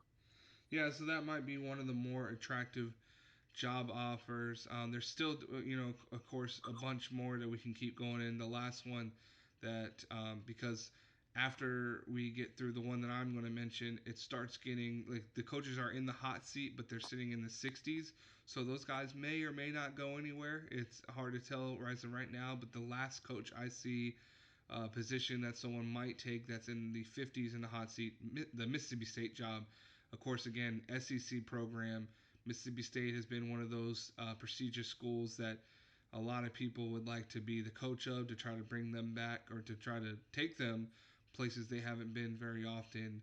And so this to me, I think would be one that maybe one of these coaches would like to head to. Yeah, outstanding recruits coming out of Mississippi, out of bordering Alabama, bordering Louisiana and Arkansas, and just a stone's throw away from Texas, as well as Georgia and Florida.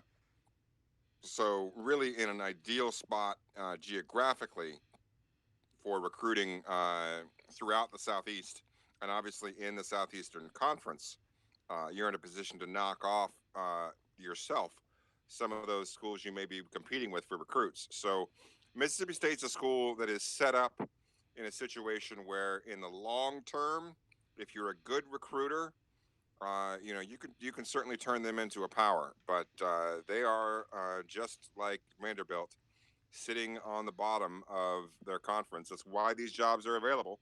Obviously, it's the same case for Purdue and Iowa and Utah. It's going to be a long road ahead for these coaches to take these jobs because they're taking over programs that have come on hard times. So it's going to take maybe more than a year to get this truck or bus or train turned around. Yeah, you're right. Absolutely right. And I guess I can do some or with the term I'd like to say, some close finishes or outside bubble teams. Like I said, the teams that are above 60 won't spend a lot of time. Just kind of say to schools that if the job comes open and they're offered, maybe ones they could take. Obviously, it's out of the Power Five, but Boise State, a very prestigious school, that could be one that I could see one of them go to if he is gone. The Kansas State role, that's obviously a Big 12 school, so that would be a good one to go to.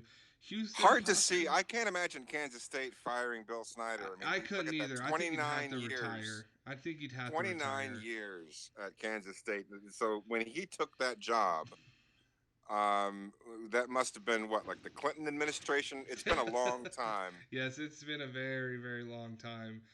So I think he'd have to retire for them to let go. That's why I say, it does say hot seat, but that's why I stopped. When it got 60 or above, I really have a hard time saying. These could be the ones that open, but That's why I'm saying I guess these are like honorable mentions is what I could is the best way I can put it Sure, sure. as maybe you know one of the if something crazy happens, they do let them go or something. Um, Yeah, Houston is in the Big 12 yep. in this dynasty. So that's still So attractive one, and definitely attractive program to be there in Houston, to be in Houston, and of course to being in be in Texas. Texas, Yeah, yeah. being in that football state there, great high school football played in Texas, and a lot of top tier recruits in the states. And And Missouri in the SEC, Missouri and Tennessee are the only U.S. states that border 8 other states. So, in terms of proximity to home, you got a lot of options there at Missouri in bordering states, as well as being in the SEC. And you can kind of go north with the recruiting, maybe get some Illinois and Ohio recruits. You can kind of go south, maybe get some Arkansas and Louisiana recruits. You kind of have the best of both worlds there with where you are geographically. yeah, absolutely. So it's could be very beneficial for recruiting to be able to have that flexibility to go in any direction really and still stay really close to home so you don't get hit by those players that want to stay at home so much because you are pretty close to all of them. So that can be beneficial, very beneficial for you. And they are actually our last team that is, even has a coach on the hot seat. So at this point on, really, it would have to be coaches leaving to take other jobs, so or just coaches retiring. So there's still other teams that could come open other than the ones we mentioned, like we said for those exact reasons, taking different job opportunities or retiring. A lot of the coaches leaving for other opportunities might not be at some of those schools that our new coaches or our two coaches want to go to because a lot of the coaches leaving tend to be coaches like themselves at lower conference schools trying to get that bigger job like them. So really the only surprise openings we could see that one of our users might take would be somebody retiring. Like we said, Kansas State, Snyder deciding 29 years is enough. He's going to hang the hat. And but we will see when we get to that point or when we get to the off season. Yeah, it's going to be an exciting coaching carousel this year for both of those coaches. And of course, we do have the escape clause that if you receive an offer from your coach's alma mater, you can take it. So if that phone rings from somebody's alma mater, we could see an unpredictable third coach take a job. There's always an outside shot of that, low percentage, but it's always out there. But at least for these two coaches, Coach Brack and Coach R. Bark, going to be a really exciting time here once we get past the bowls and go into that first stage of the off season when they could find themselves in a new locale. Yeah, always exciting, always exciting. Everybody's always excited about a new season, a fresh start, new players. Can't wait to get your recruiting class. But when you go to a new school, it just adds a little bit more excitement just because, everything's brand new to you, new stadium, new fan base. So it's like almost like Christmas Day. Yep. Speaking of Christmas Day, we don't have a user playing in a bowl game on Christmas Day. We've got four users involved in bowl games before Christmas, and we've got four users involved in bowl games after Christmas Day. Yes, that is true. We definitely do. And we did reveal these now. We revealed them before, but we'll go ahead and kind of dive deeper into our matchups. And the first one of the user matchups, like we mentioned before, that Navy Penn State game being played on December 15th, 10 days before Christmas Day. And Yeah, Navy, if I take a look at more info in that game, and I'm looking at the letter grades and the numbers, I can see that Penn State has them on overall offense and defense, but Navy has them in points per game, rush defense, and rush offense. yeah, that's true. They do. So on paper roster wise, Penn State has the edge, but number wise or statistic wise, Navy has some pretty good edges on really good statistics, having the really good or having the edge on a rushing offense. And then when you go look down there, Penn State average giving up 184 rushing yards a game. So something that could be good for this Navy offense that has done pretty well with their rushing attack, and Penn State having a little bit of issues slowing it down.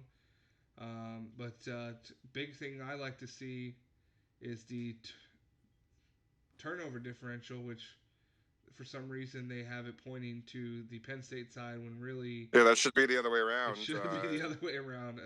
Navy's at +1, Penn State's at -1. Yeah, so So a slight edge there. If we tab over to their schedules, if we look at Penn State's schedule, they lost to undefeated Northwestern. They lost to a bowl team in Kent State, a bowl team in Wisconsin, a bowl team. Oh no, they beat Wisconsin. They lost to Nebraska, who went bowling. They lost to Michigan. In fact, they're all of their losses, with the exception of Temple, which is an in-state rivalry game. All of their losses were to bowl teams, and they beat who they should have beaten, and lost to teams that may or may not be better than they are. I saw that Indiana game in the snow. That was an exciting affair. Coach Seawack and his Indiana Hoosiers coaching staff did an excellent job getting that one done. But in the rest of these losses by Penn State, with the exception of that Temple game, they look like decent losses. yeah, they do. All of these teams are very good teams that they've played and gotten beat to, just like you said. Besides maybe that Temple game, but like we always like to say, any given Saturday, any team can line up and beat you, and it is a in-state rivalry game, so tempers flaring, a little bit more to that game. Temple wanting it a little bit more, so that's one of those asterisk things you like to put there with those games that it's rivalry games. Anybody can come and show up and beat you. So, but yeah, they've They lost to the team in the national championship game. They yep, lost to Michigan and Ohio State on the road. yep. What more do you want? No, they played pretty good football. They stayed pretty close in most of the games. Really, besides the team in the national championship and Michigan, they really stayed pretty competitive in all those games. And obviously, losing to the second best team by a lot's not a bad thing. And it's always hard to beat Michigan in the big house. So yeah, this is 6-6 is their record, but I don't think that's a true testament to how well this team really is. Yeah, if you're looking for quality wins, you would point to the Wisconsin and Michigan State games against two bowl teams. They ripped off a couple of wins. Actually, Kent State's also a bowl team. But if you're looking at Wisconsin and Michigan State, they can do it either way. They can do it in a shootout, and they can do it in a slugfest. So it'll be interesting to see what kind of weather we have for that Penn State Navy game. I think Navy would be perfectly happy with a nice, muddy, rainy weather experience to kind of take a little bit of the edge off of that speed factor that Penn State probably has a slight edge in. The Nittany Lions, perhaps just a little bit faster roster than Navy, and that rain and mud might do just enough to slow them down and give Navy an even better chance. Yeah, and Navy's been all season long one of those teams that has really liked to do a lot of clock management and play a very slow paced game, so that would play to their advantage. Coach Ninja all season long has kept his team very well disciplined, and he really likes that slow approach to the game. His quarterbacks takes a long time reading the defenses, makes a lot of adjustments. So yeah, a weather like that would really probably feed into a Navy advantage because he wouldn't would Coach Ninja really wouldn't have to change much of his game plan because he already plays his style to that sort of environment. Yeah, the bad news is it's in New Mexico. So out there in the desert of Albuquerque, it's going to be a special occasion for it to be a mucky day out there in the Southwest. Yeah, I don't see it probably happening. So coach is just gonna have to do what he's done all season long and play his style. I think either way, the way he likes to play will really do a pretty fine job of slowing down the Penn State team, and I think Coach I think Ninja gets it done. I think I think Navy yeah, finishes winning it. I think you might be right there. Profile wise, in terms of talent of roster, in terms of style of play, you can draw a lot of comparisons between Penn State and Notre Dame. Yeah, And Navy made a trip up to Notre Dame this year, came out with a 31-21 victory. I'm going to go with you. I'm going to pick Navy, and I'm going to say, probably something like 28-17 would be my guess. yeah, I'm thinking it's definitely a one possession game. Could be the team that has the ball in the last moments, and it could be Navy having it. And with, like I said, with that slow clock management style play that they like to do, kind of just slowly work their way down the field, run down that clock, and put up the last points to win the game. I think it might be a little bit closer. Could be a field goal game. I think I would go somewhere the line of maybe like a 31 to 28 point game. What do we got next, Coach? I believe we're going up to potato country. Yeah, the user versus user, and I believe it is our only user versus user bowl game. The number 17th ranked Buffalo Bulls taking on the 21st ranked East Carolina Pirates. This one should be super exciting. These teams have both played very well all season long, both with a 10-3 record to finish their season. If you look at the rankings, pretty much evenly ranked, offensive, defensively. ECU has the a little bit of an edge on the offensive board, and then when you go through the rest, um, it's kind of back and forth, back and forth. But the biggest thing that could play to Buffalo's advantage, again, like I mentioned in the Navy game, that turnover differential with ECU with a -5 and Buffalo at 0. Yeah, this is going to be an interesting matchup. Two ranked teams, two 10-win teams, like we said. And as you mentioned, ECU has a slight edge ratings wise on offense. Buffalo has a slight edge ratings wise on defense.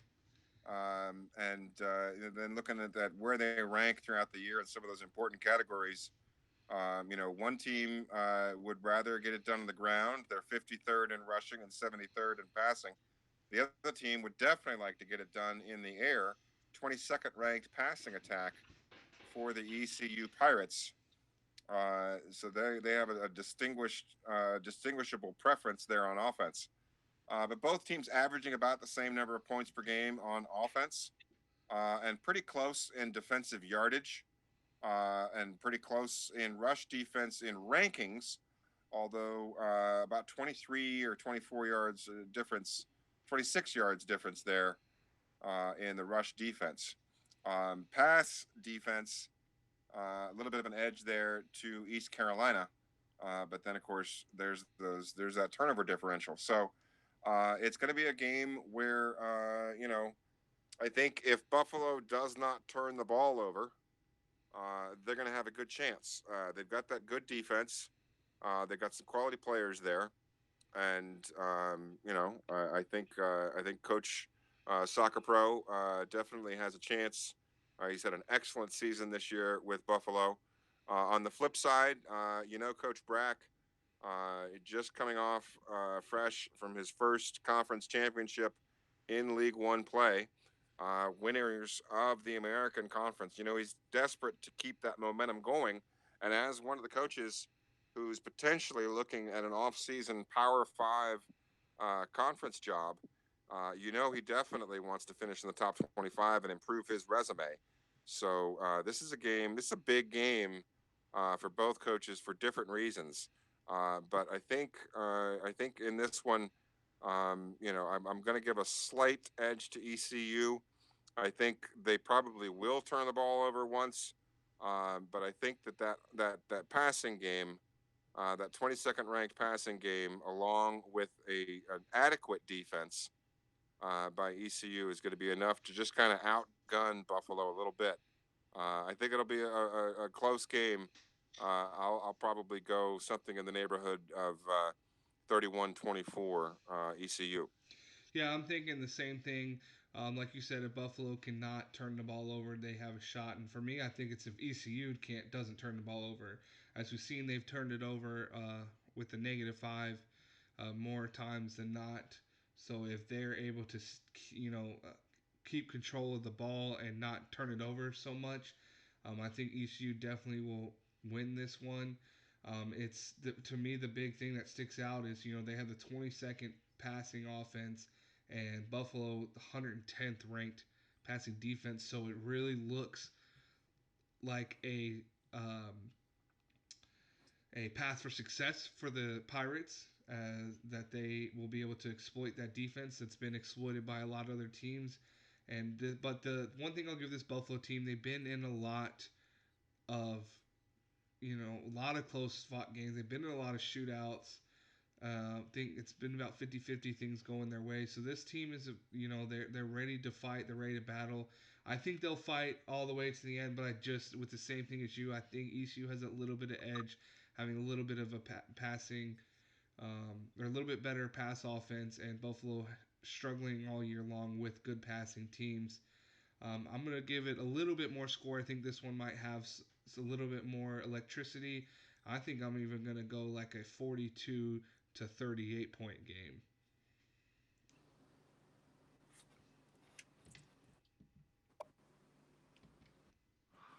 Next up, we've got the Poinsettia Bowl. The Poinsettia Bowl out in San Diego, California. The runners-up from the Mountain West, Fresno State Bulldogs, at 7-6, will be taking on 7-5 Clemson. The Tigers out of the ACC going 4-4 in conference play this year. A little bit of a down year for Clemson, a little bit of a disappointment. And if you go in to look at the ratings, you can see this is still a very good Clemson team with the ninth ranked offense and a highly rated rushing offense and an even better passing offense. So an offense certainly to be feared. Although Fresno State actually averaging more points per game and having one ranking higher in total offense. Yeah, this is going to be a tough one, and this is one of those games that we talked about earlier, of where you might have two teams evenly ranked by record wise. And Fresno State, myself, have gotten myself in the same boat to where, yeah, I'm playing a 7-5 team, but this is a really good football team.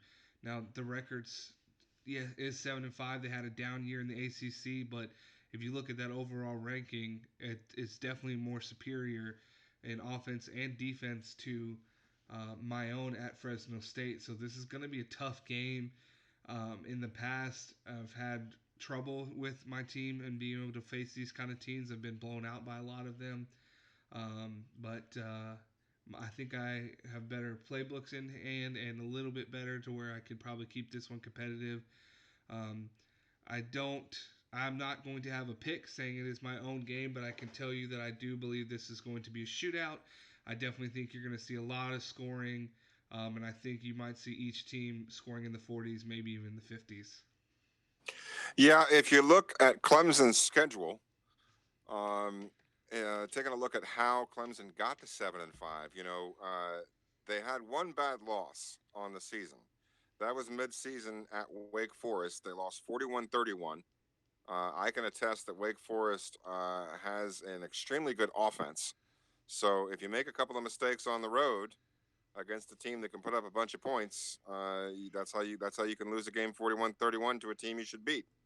But the rest of the schedule, a 6 point loss to Notre Dame, a 3 point loss to UVA, who's got 11 wins, and obviously the loss to number one Syracuse, but then a 7 point loss on the road to Fresno State. So certainly nothing to be embarrassed about by those other four losses for Clemson this year, and they did beat rival South Carolina at the close of the season to get to that seventh win. Yeah, so this is a good team. It's going to be a tough battle, but I think this Fresno State team will be ready, like we talked about throughout all of our game days, and we looked at that first 5 games for Fresno State where they had to play.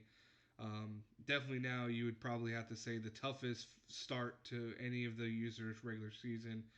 Now that you're seeing not the final rankings, but the rankings here in bowl season, you see a 17th ranked Buffalo team, number one Syracuse, number 10 Air Force, number 6 New Mexico, number 3 Central Michigan, and really besides one of those games was in all of them. So they've been playing good football. I mean, they've been playing hard all season long, competing with all these teams, putting up numbers. Besides that game against Air Force last week, they really haven't been embarrassed by anybody too badly. Now, again, the Syracuse score is a bit skewed because we had to do two parts because we lost connection in the first one. So Fresno State should actually have been embarrassed twice this year because Syracuse was about to go up. I believe it was either 42-7 or 49-7 right before half. So that score you see up there is actually closer than it really should have been. But really, Fresno State's been pretty competitive trying to play with these teams. So I don't think they'll shy away from this Clemson team, even though they're better. They have better athletes. I think they will come ready to play hard like they've done all season long. Yeah, they certainly put up points. You look at their winning streak, Fresno State with 55, 49.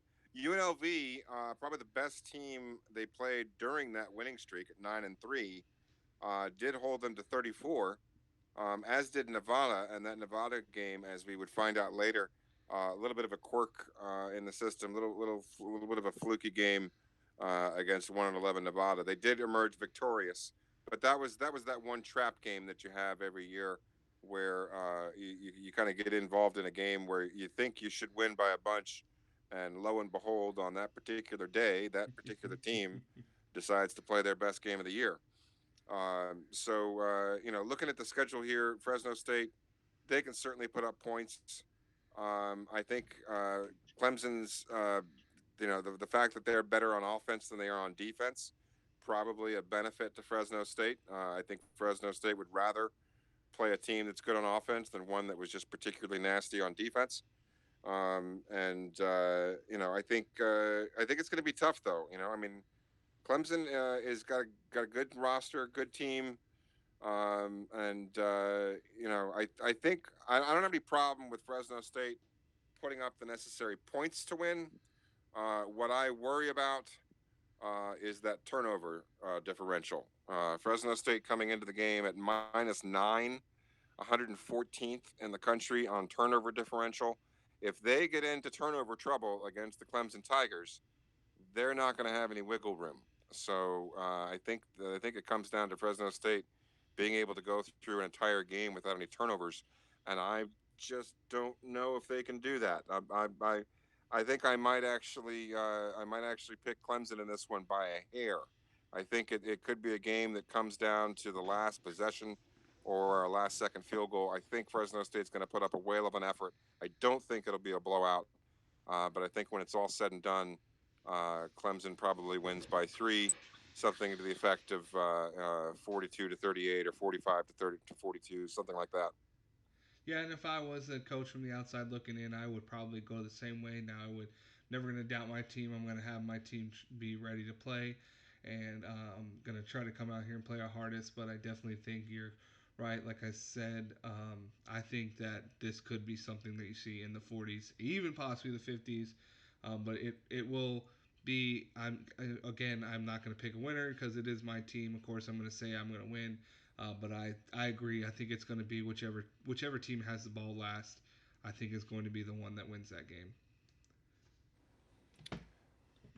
Going on to the New Orleans Bowl, we have Middle Tennessee State taking on App State. Coach R. Barks Mountaineers, ranked 19th in the country with 10 wins. Taking a deeper look at some stats, we see that App State has the edge in all of the letter grades.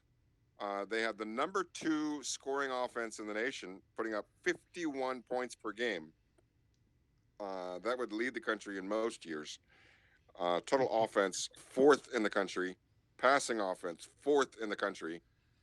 Uh, 10th ranked rushing defense. But then again, You see that turnover differential at -7. They're 110th in the country in turnover differential. Meanwhile, Middle Tennessee State, not a whole lot to hang their hat on, with the exception of their pass defense.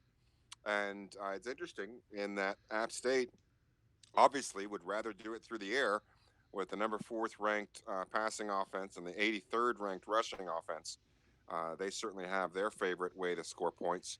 And if Middle Tennessee State plays their best game of the year, that 25th ranked pass defense, along with a couple of bad turnovers by App State, could see Middle Tennessee State win.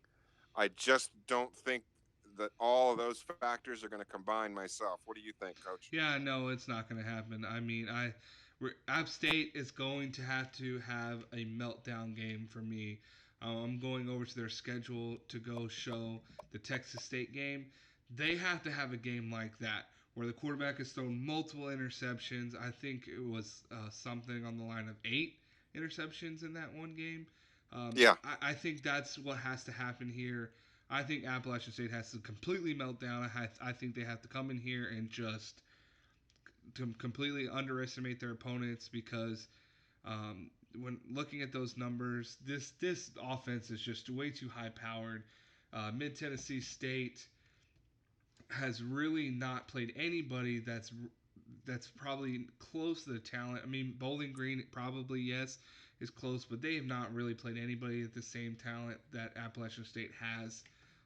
And Appalachian State, after losing that game, has really kind of turned things around and has gone pedal to the metal.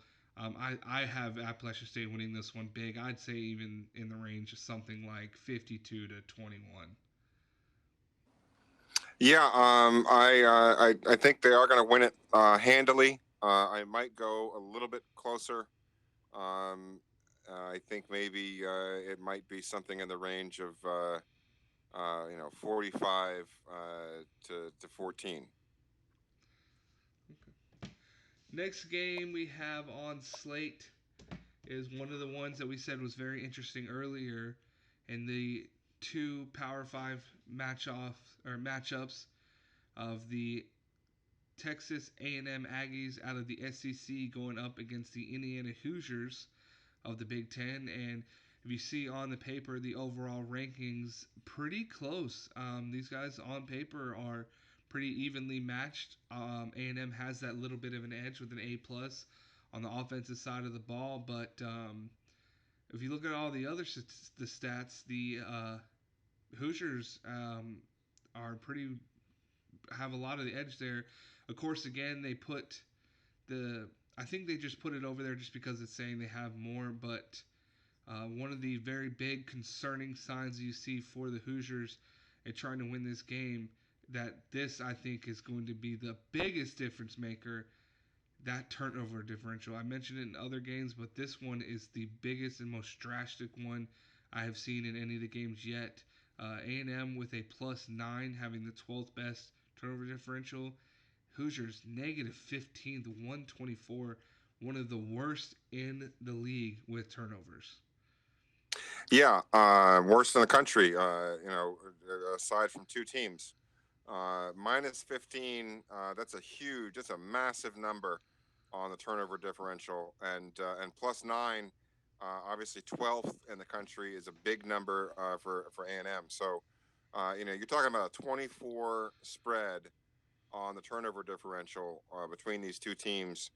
I think that might be the safest bet in all of these bowl games. If you were going to go into Vegas and go into the sports book, if I'm a betting man, screw the over unders, screw who's going to win what game. I'm going to put my money that Indiana is going to turn the ball over at least once against A&M. Yeah, I'd be throwing some money on there too because I definitely would say so. It looks like this Aggies defense has been all over the place, forcing turnovers, whether it's interceptions or fumbles, or the offense has just done a very good job of not turning the ball over. Either way, those are good things for your team, and the Hoosiers doing the opposite. Offense giving the ball up, and defense not able to return the favor. So with that there, I mean, you can look at all the other numbers, and that's great and dandy and all that, but the turnover differential to me is one of the biggest impacts of a game. Your offense can average, so many yards, and it could look so great, and you could be leading the country. But if you're turning the ball over, that that means more to me than you moving the ball. Because yeah, you could start the ball on the 5 yard line, and you can move it 90 yards all the way down the field, and then if you turn the ball over and you don't get points, I mean that's at the end of the day what matters in this game is you got to put points on the board.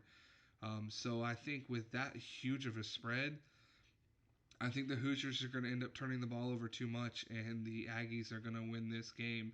I think it'll be a closely contested game. The Hoosiers have been very resilient. They've stayed competitive in a lot of their games this season, other than off the top of my head, I can think of the Michigan game and the Northwestern game, which, of course, they're in the national title.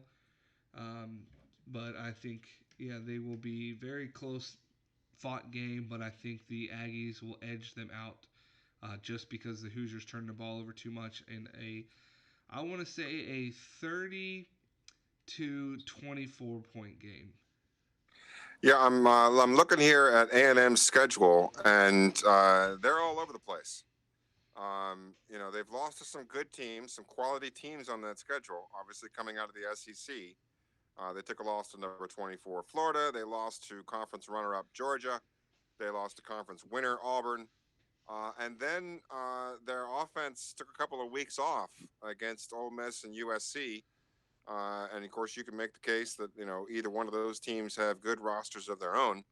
But I think looking at this schedule, the door is open that if Indiana plays lights out defense, it appears that there's some vulnerabilities here. There's certainly a recipe for shutting down the A&M offense. I don't quite know what that is. If Coach Seawack and the Indiana coaching staff can figure it out, I think they could win despite one turnover. I don't know about two or three, but I'm going to go ahead and I'm going to pick Indiana in this one. Go out on a limb. It's a coin toss for me. I think it's a razor's edge margin. There's plenty of reasons to pick A&M, but I think somehow, some way, Indiana's going to get it done. Maybe by a field goal on the last play, that kind of situation. Could be looking at a 27-24 or 24-21 type of game. Yeah, I could agree with you, Coach. For me, it was pretty close too. Like I mentioned before, the turnovers is just what speaks the loudest to me. But if Indiana plays a perfect game, I think they can. Not think. I know they can win this game, but I think it's going to have to be a perfect game. I don't think that they can turn the ball over to beat this Aggies team. And because I mean, like I said, they've been very good at forcing the turnovers all year, and Indiana's been good at giving the ball up. So if they can play a perfect game, they should win. But I don't think they'll play the perfect game. I think they will turn it over, especially since this defense has been good at getting the turnovers. I think they're going to turn it over too many times, and that's why the Aggies get the win. Yeah, it's perfectly reasonable pick there, Coach. The next game here, one of our big BCS matchups, the Rose The Bowl. granddaddy of the ball. Yes, the granddaddy of the ball, the Rose Bowl. They have their great Rose Bowl parade ahead of time, and um, lovely things going Beautiful on there. Pasadena. It's a Oh yeah, gorgeous place. I've been there. The stadium, much like European stadiums, set down right in the middle of a neighborhood. It's got a hill on one side and Pasadena on the other, yeah, it is and absolutely beautiful. Even if you're not a football fan, it's definitely it's a shrine. It's a yeah, shrine. around that time when this bowl is happening, all the events going on, it's definitely definitely something you'd want to go check out. Even if you're not a football fan, it's still a sight to It's be seen. hosted multiple Super Bowls. Obviously, the Rose Bowl every year. It's hosted a World Cup final. It's got a pretty good resume. Yeah, absolutely.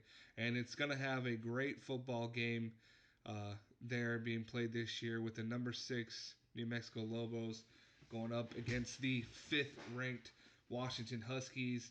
And paper wise, the Huskies have an edge. They do have the overall edge. Offense, pretty much the exact same. They have the edge on defense, and they're going to need it because this rushing attack, the best rushing offense in the nation, and having personally played them, I know what it can be. As you can see, they have the seventh best total offense, and that's mainly because, not mainly, pretty much because of that rushing attack of theirs. Because you see, they have the 118th ranked passing offense, so they don't really care so much to pass the ball. They will run the ball and they will run it and continuously run it down your throat. Um, in my matchup in the regular season, they amassed 484 rushing yards against me. So these guys can run the ball and they run it well. And it's not just one player, it's a multitude of players that continue to come at you from many different ways. And but I think this is a great. This is why I think this match was so great. The Huskies, the second ranked rushing defense. So this to me is just And the number one supposedly, overall. yeah, number one overall, period, and the second ranked rushing defense. So this is going to be one fun game to watch. If you are not doing anything when this game happens, you definitely need to turn into this one because I think you are going to see a lot of people hitting each other in the mouth. This is going to be a very physical game, very um, yeah, it's going to be physical. That's the best way I can put it. It's going to be a very physical game. I cannot wait to see this one take Yeah, place. two teams that they have similar profiles. 10th ranked defense, first-ranked defense, seventh against the run, second against the run. Number 12, they're plus 12 in turnovers. The Lobos plus 13 for Washington. They both teams can score. Both teams would prefer to run the football. If I'm looking at New Mexico's schedule, they got pushed to the limit in that Fresno State game. They got pushed into overtime against Utah State, and they lost to number 10 Air Force. Outside of that, no difficulties. This is a team that ran roughshod through the Mountain West Conference. They crushed number 16 USF. They crushed number 14 Ball State. This is a dangerous football team and deserving, I think, of the Rose Bowl bid. It's a talented team. I think there are other teams that you could say that you could certainly make the argument or make the case they should have gotten the berth ahead of New Mexico, but I don't think you could make the case that New Mexico is not deserving.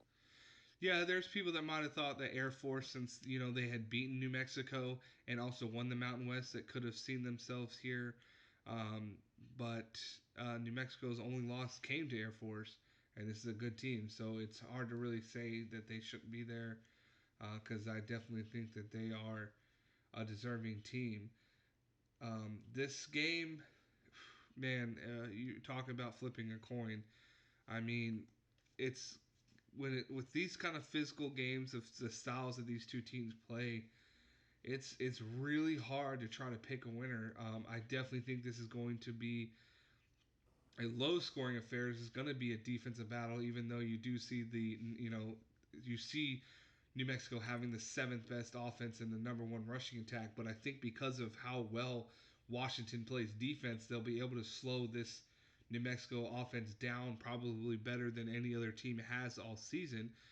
Because New Mexico has played some good teams, but again, I don't think they have played the talent that Washington has. So they'll have a little bit better athletes and positions that can maybe help slow this rushing attack down.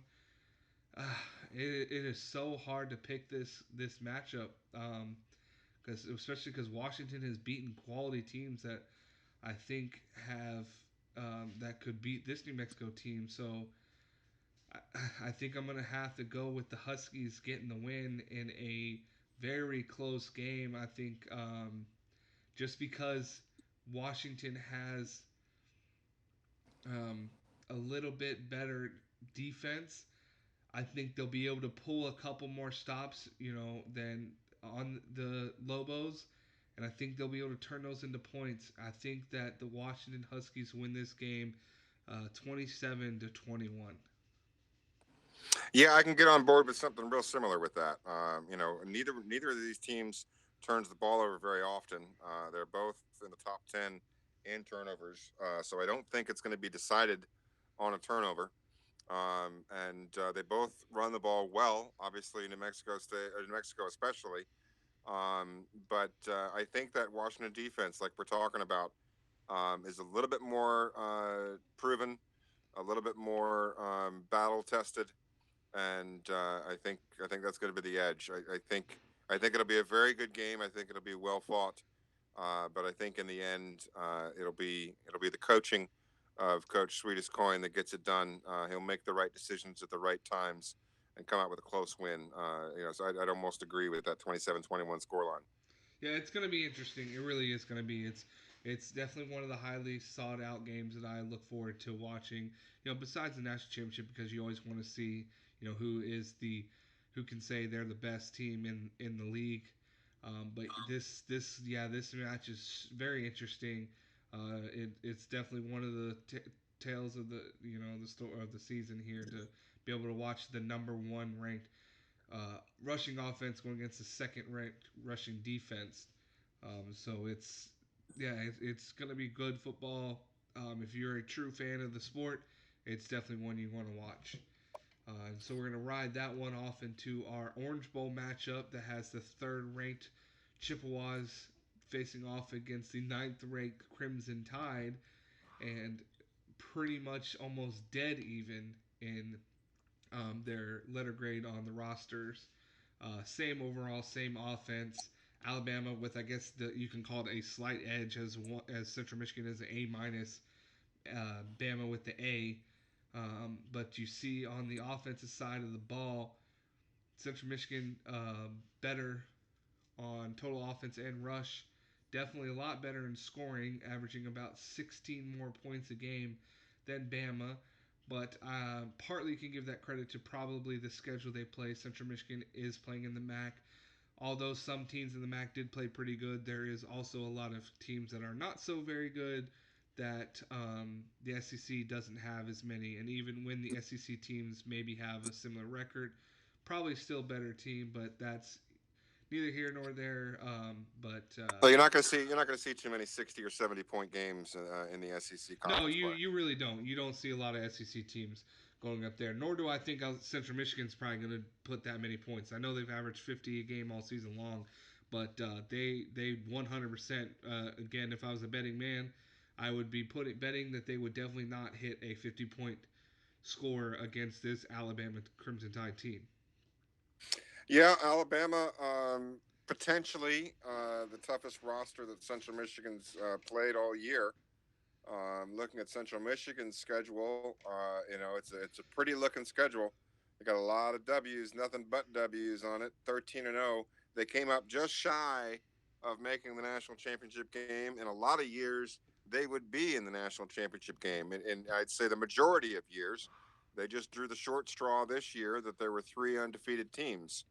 But they all year put up buckets of points, 40s, 60s, 40s, 60s on average throughout the season. Of course, getting dragged down by the two user games against Buffalo. Otherwise, Central Michigan may be averaging closer to 60 points a game. But they're coming up against a different animal here in the Crimson Tide. Looking at the Tide's schedule, they took a loss to a very good Michigan State team. They lost to number 11 LSU, and then they got crushed, absolutely crushed, embarrassed by Auburn, 55-9. I still can't believe that score. I don't know what happened. I'd like to know the story on that one. But as it stands, Alabama's only real blemish on the season coming in their final regular season game. I don't know if somebody was hurt or if a couple of people were hurt. That could help Central Michigan. But if you're looking at the injury report, there's only one guy on it for Alabama. The defensive end Wynn is out for the season. I don't know. I mean, looking at Alabama, they beat A&M, who's a bowl team. They beat Arkansas. They beat South Carolina by a bunch. And they beat Georgia to start the year. And it is Alabama. We know they're going to have a good roster. We know they have a good team. They are ninth in the country after all. So, it'll be interesting to see because it will be a different style of game than Central Michigan's been involved in this year. Yeah, it is very different. The MAC play is not nearly at the same level of competition as the SEC play, so that could cause some challenges. I think Central Michigan might get a little bit shocked from it at first. Might have to do some mid-game adjustments, but I think Coach has he'll definitely get his team put together, and I think they might have a slow start, but I think they'll be able to turn it around. I think that this offense is one of the best in the league. Even though they haven't been tested by a lot of great teams, I don't think this Alabama team has played as many as well. The teams they played are pretty good, but you can argue that Central Michigan's played, the quality wins that Alabama has. You can argue that Central Michigan's had just as many. I mean, having beaten Buffalo twice, those are quality wins there in my book. And then when you see Alabama play some of the other good teams, like there's their losses. So Alabama's when they're playing pretty quality good teams are not able to pull out the wins. I don't think Central Michigan's going to put up 50 points, like I said earlier, but um, I do think Central Michigan will win this game. I think they'll finish the perfect season. And even though it doesn't not count and we don't do it as well, they could pull a UCF and try to say they claim a national title.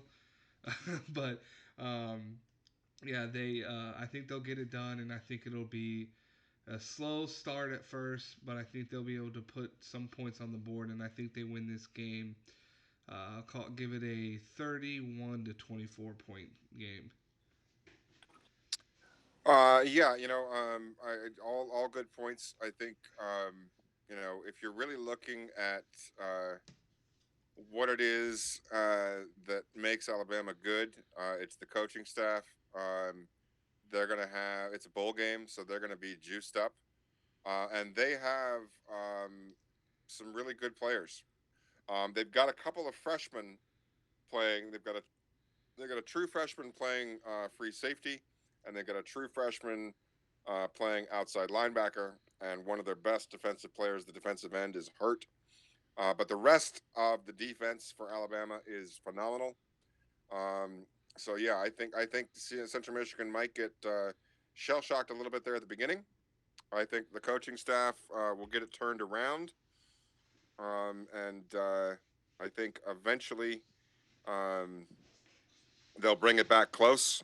But I'm gonna go a little bit different. I'm gonna say that the hole is just a little bit too big to climb out of, and I'm gonna pick Alabama in this one by 10 points and call it a a 49 to 40 type of game. Okay, I see. I'm gonna say this is gonna be your super underdog pick here. Your upset of the week. You think this is gonna be the one? Yeah, I was thinking maybe about the A&M Indiana game, but I'm going with Indiana in that one. Um, and I hope I'm wrong. I'm certainly going to be pulling for Central Michigan and Coach Blitzkrieg. Um, he's a friend of the podcast, and I'll be pulling hard for him. I hope I'm wrong. Yeah, yeah, I know because I'm pretty sure heard you say stuff like that, and he's thinking, "Oh, okay, we'll see." But that's why it's all fun and games here. Um, in this league, great group of guys. All have fun with this.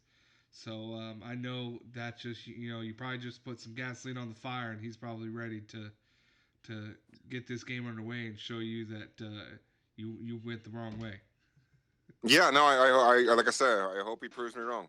Yeah, always. Anytime I pick a user to lose, I always feel the same way. I'm pulling for him, but I'm like thinking, hey, when I pick these games, I'm thinking as though if I throw money on it, like who am I going to go with? So sometimes you got to take your heart and your feelings, and you got to put them to the side. And you got to go with your mind. You got to go with what how teams have done. You got to go with the strategy. You got to go with all sorts of different things. So it's you can't always pick off of how you feel because a lot of times your feelings could lead you down the wrong path. So What have we got next, Coach? Next, we have the final game. Actually, we'll get to that one later because the last one we have to talk about is the BCS national title game. You see there on the screen. That is how we're going to finish the broadcast today. Is going into that national title game where you see the number two uh, Northwestern taking on number one Syracuse. So right before we get into the analysis of the national title game, we're gonna go finally reveal our Heisman Trophy winner.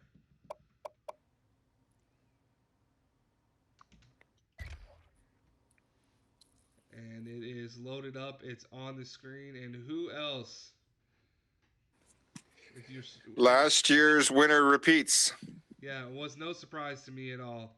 I said all year long, even when we talked about all the other ones, I thought there's just no way these other guys. And this is no offense to Ward, Ahmed, Marks, Green. I mean, all of these guys are. And actually, looks like Look Green at made that Green push. Yeah, finishing fifth. he made that Defensive push player right there. finishing fifth. You don't see defensive players getting up there very often. It looks like after that ACC championship game, got enough to pull up theirs. But again, this is no offense to these guys. These guys are all phenomenal players. They've all done very well for their teams. They've all been big factors for why the teams have played the way they have. But Tanavasa, I mean, he is just something else. I mean, his guy is just the best way I can put it. He's a freak of nature. I mean, he can beat you in the air. He can beat you on the ground, and like when I say that, I don't say it so lightly. Like, oh yeah, he can bust off a play or two. I mean, this guy's rushed for over 200 yards in a game and still thrown for 300 yards. I mean, it's just like it's not fair. I mean, you know how people like to refer to the what is it the I think it's Madden '04, Madden '05 when Michael Vick was at the Atlanta Falcons, and he would just abuse teams. That's what you got here in Tommy. He just abuses teams each and every week. And there's really almost no way to stopping this guy. If you try to keep him from throwing it, he's going to run all over you. And if you focus on him running, he's going to pass all over you. Yeah, that 2,600 yards rushing, a little bit inflated. He set a League 1 all-time record this year with 525 yards against the Clemson Tigers. So if you take away that 525-yard game, which that's saying a lot, but if you take away that 525-yard game, 2,100 yards in 11 games, that's a little bit more human-like. It's still excellent, but it's a little bit more human-like. What I think, is more impressive than anything where he's concerned, is the touchdown number. 89 touchdowns, 42 rushing, 47 passing. That's more of a consistency thing. You can say that the yardage stats could be inflated by one or two particularly good games, but when you get 89 touchdowns in a season, that's a mark of consistency. And I think that, along with the other particularly impressive thing to me for him, is the 5 interceptions. You put up 322 passing attempts and only throw 5 interceptions. I don't care what the rest of the numbers look like. If you could throw 20 touchdowns and throw for 3,000 yards, that would be an outstanding season with 5 interceptions. So he doesn't turn the ball over that often, and he's explosive. He presents a lot of matchup difficulties, and he's one of the better players that League 1 has seen. He certainly is deserving of a nickname. I don't know what that would be, but maybe it's cheat code. I don't know, but because he really is a matchup nightmare, and I'm hoping that he comes back next season. He's a junior, but he's also a 99 overall. So Yeah, with uh, all he could those awards he's won, back-to-back Heisman winners. he could Uh, very easily be gone next year, and we could be looking at a whole new regime at Syracuse because we've already got some quality players leaving at the end of the season. We're kind of peaking right now roster wise. We're still going to be a good team, but I'm not. You'd have a hard time convincing me that next year's roster is going to be better than this year's by a hair. So I think all the pieces aligned for Tanabasa this year, and obviously hats off to him for winning the Heisman again. But an excellent job by the three user halfbacks. We talked about them for the Doak Walker Award. Jonathan Ward, Salvin Ahmed, and Kevin Marks, all really the central figures for their respective offenses. You look at the seasons they had. Central Michigan undefeated, ranked third. Washington ranked fifth. Buffalo coming into the bowl game, I think 19th or 17th, something like that. These You're are right, these are 17th, all coach. You're right there. 17th. Yeah. Yeah, so these are all teams that have had great seasons on the backs, or actually, I should say, through the legs of these three outstanding halfbacks. It coming through that group of guys. I think is especially speaks well of Tanavasa to be able to beat out such great competition. Well, yeah, those guys were there all season long. Those three haven't moved from them spots. I mean, there might have been some movement between the three, but those three running backs have been right there on Tenavasa's heels the whole season. I mean, they've all played well. They, like you said, they've been focal points of all their team's success and helped all of their teams, to the points to where they are or where they are. And yeah, these guys again, it's no knock at them. These guys are phenomenal players. Each one of them could have been very deserving of this award. It's just like you said, we'll call him the cheat code. He just went out and played lights out. He just played better than I've ever seen any other player play in the league. In League 1, he definitely can go down in a League 1 Hall of Fame as one of the best players we've seen in League 1. So yeah, Yeah, it's he just might be playing his last game. He yeah, might be getting ready to play his last game. This could be his swan song. it could But a be. special shout out there to Kevin Green, though, defensive player making the list there at the very end. Like you said, it's not often you see a defensive player as a finalist for the Heisman. So that's almost as impressive as winning the darn thing. Yeah, it almost is as impressive. But he'd probably definitely still happy to have even been considered, like you said, just because you don't see defensive players there very often. So being at the award ceremony after winning all those defensive awards he won himself was probably a great honor. But all of those awards, the Heisman, all the other awards we went through, don't mean anything for any of those Syracuse players because many of them won a lot of different awards. But that's great. Individual awards are fantastic, but I don't think any of them care about those awards more than they care about the game that they'll be playing There's one Friday. trophy that Yeah, matters more than the rest of them. yes, the national champion, the BCS national title trophy. That is the most highly sought out trophy. We know when the season starts, all 126 teams, every single player on those rosters, all dream to this point of the season, to this game, that they will be on the winning side and they get to host that trophy. Yeah, that's what you play for. That's what you play for, and it's hard to get there. It's even harder to win it, and it's certainly even more difficult to get back the next year after you were there the year before. You had that target on your back all year, and Syracuse makes their way back to the national championship game, and they're coming in 13-0 this year. They went 14-0 last year, and they won their bowl game following that heartbreaking loss to Miami in the ACC championship 2 years ago. So they're coming in riding a 28 game winning streak. That's the third or fourth longest in League 1 history, but it's certainly a healthy winning streak. But Oh it yeah. could all come to a crashing halt thanks to the arm and the passing game of Northwestern. Northwestern having a special season of their own, coming in 13 and 0, ranked number one for much of the season, ranked number two currently. They get their ticket punched thanks to a very impressive 41-14 win in the Big Ten championship game over Michigan, and really on the back of a very impressive season. If you're looking at the numbers here, both of these teams A plus overall everywhere. Syracuse with a slight edge in both offense and defense gives them a slight edge in overall. Points per game, both in the top five. Syracuse first in the country with 61 points per game, and Northwestern ripping off 48 and a half themselves.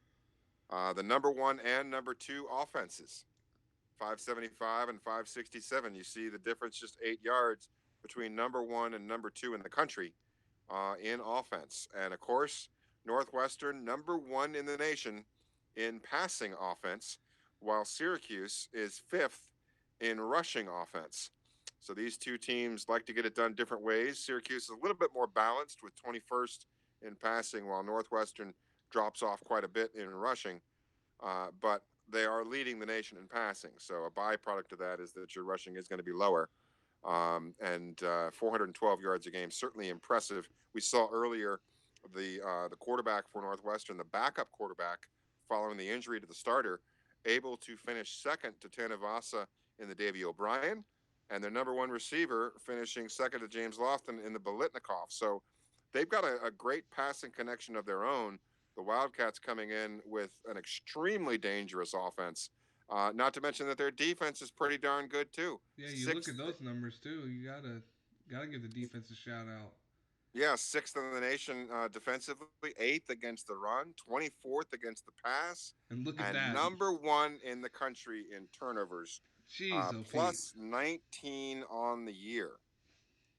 This defense looks like they are just attacking you. They look like they got offenses confused. I mean, they might have pressure coming from different you know positions, different angles, different gaps all game long, or just very good coverage or hard hits getting the fumbles. But I mean, 19 plus 19. That's either just a true testament of their defense or just to shows how well that offense has not turned the ball over. Either way, plus 19, number one turnover differential.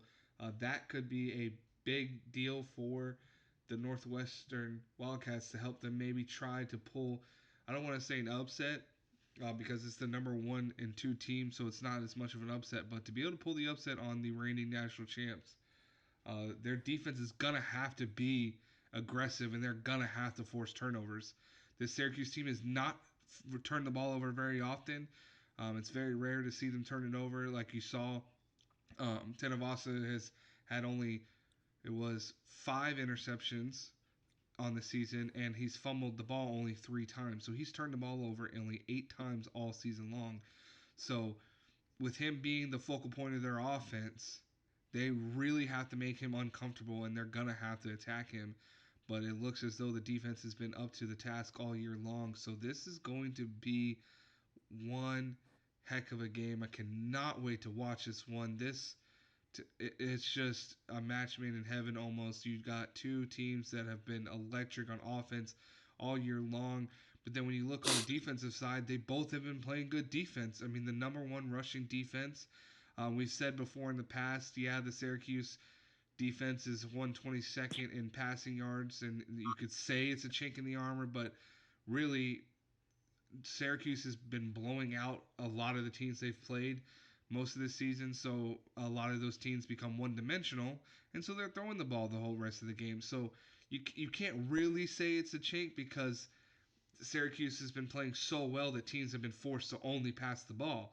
So of course they're going to put up some numbers. I mean, players are going to get tired. They play, 4 quarters of football, and so every now and then a play is going to get by somebody. They're going to get some yards, so that happens. But this is just you. Yeah, if you put up Yeah, 61 points a game, it's going to you're gonna happen. you're gonna kick off the ball a lot. Yeah, it's definitely And going to happen. if the other team has a lot of possessions, and you're not allowing them to run at all, then their only option is to pass. So if they have extra possessions, versus other random teams. If they have more possessions than other random teams might have, and if they can only pass, then that's what you get. That's what you have. Yeah, it's so that's why I say I don't want to say it's Shank. I'm totally disregarding that ranking because they've it's an asterisk to me. It's another asterisk stat because they've been dominating a lot of different people. So most of the teams they've played have had to just pass the ball the entire game. Even running style offenses have still had to go primarily passing against the Syracuse team because I mean if you're down 30, 40, 50 points, running the ball ain't going to do much for you. You're going to have to throw it. So Well, Northwestern can certainly throw it. yeah, They are number one in the country, 412 yards a game. Looking at their schedule, they've done that against some pretty darn good teams. I see one, two, three, four, five, six, seven, eight bowl teams on their schedule, yes, the and one that they've sticks beaten out to all of me them. the most is one of the teams that you mentioned earlier this season, the Stanford team. You said that roster from all across the board, one of the best rosters out there. And look at what this Northwestern team did to that roster. And Yeah, not only that, Stanford's only on the other road. loss. Stanford's only other loss was to number five Washington, which is a user team. So Stanford's two losses were to Coach Sweetest Coin's Washington Huskies and to this Northwestern team, and boy did Northwestern get it done. Yeah, 45-10, and they did it at Stanford. It's not even they didn't even have home field advantage. They went on the road and humiliated one of the best rosters in the country. Yeah, no, this is a terrifying team. This is a team that can pass the ball extremely well. They're the best in the country at it. And this is a team that has got some pretty impressive feathers in their cap. 8-0 against bowl teams, marked by that huge win over Stanford, as well as the blowout win over Michigan. And number 20 Minnesota, they put 63 on them. So this is a team that scores in buckets and could be a matchup problem for the Syracuse Orange. It could be. It really could be. This is Syracuse hasn't they haven't played a team as good as this Northwestern team has played. So somewhat something similar to what we said with Central Michigan when they play Alabama, it could be a shock to them at first. They could be rattled a little bit because they've not played a team as talented as this Northwestern team. Now Virginia was a talented team, but they're not the same caliber as team as this Northwestern team is. So it could put Syracuse in a little bit of a shock. They might have to do some, mid-game adjustments and mid-game changes. But the thing is, with Coach Spector, he's one of the best at that. He is really good at making those adjustments on the fly and getting his team, you know, rallying them and getting them, back on schedule and, finding the chinks in the other team's armors, mid game, whether it's before with all the hours spent in the film room and getting, getting all that practice in beforehand. He can also get it on the fly. Find those little holes during the game, and I really think that's what's going to be the difference. I think you can't really pick the winner based off of rosters. I think I have to go with the fact that it's Coach Spector is the head coach of the Orange. I think he's gotten his team well prepared all season long. Like I said, he's just dominated everybody they have. Northwestern's also riding a hot streak. I think they'll come in this game hot. I think this is going to be. I think Syracuse is going to give up the most points they've given up all season long in this game, but I think they will still come up top because I think the coach will have his team ready. I think he'll make the right adjustments when it needs to be. I think this is going to be one of their closest games of the season, but I have so much faith in this Syracuse Orange team. I think they'll either win it. I think they'll win by 10 or 14. I'm going to give this one a 49. Right now, I'll call it a 49 to 35 point finish. Yeah, I can't predict the game obviously as it's my own game, but I can tell you that we've given up 30 or more points 3 times this year, and we have yet to give up 40 points. Uh, that's going to happen. I think that we're going to give up 40 points to Northwestern. I think they're going to have no trouble scoring against us. I think the game, obviously I can't predict the score, who's going to win, but I think it'll definitely be a shootout. I think Northwestern won't have any trouble moving the ball up and down the field. I think it will come down to Syracuse not making mistakes of their own, limiting the turnovers and scoring on their drives as well, and keeping up with Northwestern, as well as good clock management. I think if Syracuse can squeeze out an extra drive, whether it's clock management at the end of the first half or at the end of the second half, or maybe it's extending a drive in the early fourth quarter and taking extra time off the clock. I think however you cut it, it might be a last team with the ball kind of game, and it might come down to Syracuse having to play mistake-free football of their own. I think this is going to be an extremely challenging game. Yeah, I think so. Like I said earlier, I think this is going to be the most challenging game Syracuse has had to play all year long. I don't like I said, it's the best team they've had to play all year long. I think this is going to give Coach Spector his biggest challenge all year. He's going to have to. I mean, he's definitely film junkie. He's definitely studying teams. He's definitely reading all about them, figuring out the what they do, what they like to do. But I think he's going to have to put do that times 10. He's got to do that so much more against this team. He's going to have to be very more prepared strategically to be able to knock this team off. The two surprises, the way I want to finish off this when I talk about the game, the two big surprise or shock things that would not surprise me if you see the two big factors or whatever you want to call it that I think that could happen. I would not be surprised to see Northwestern take a big lead early. By that, I could see, them scoring, getting ball first, scoring, and stopping Syracuse or forcing them to a turnover and scoring again. But Syracuse come back and answer that. So I don't be surprised if you see Northwestern maybe jump to an early 14 nothing or even a 10 nothing or dare I say a 21 nothing lead, but Syracuse still come back and win that game.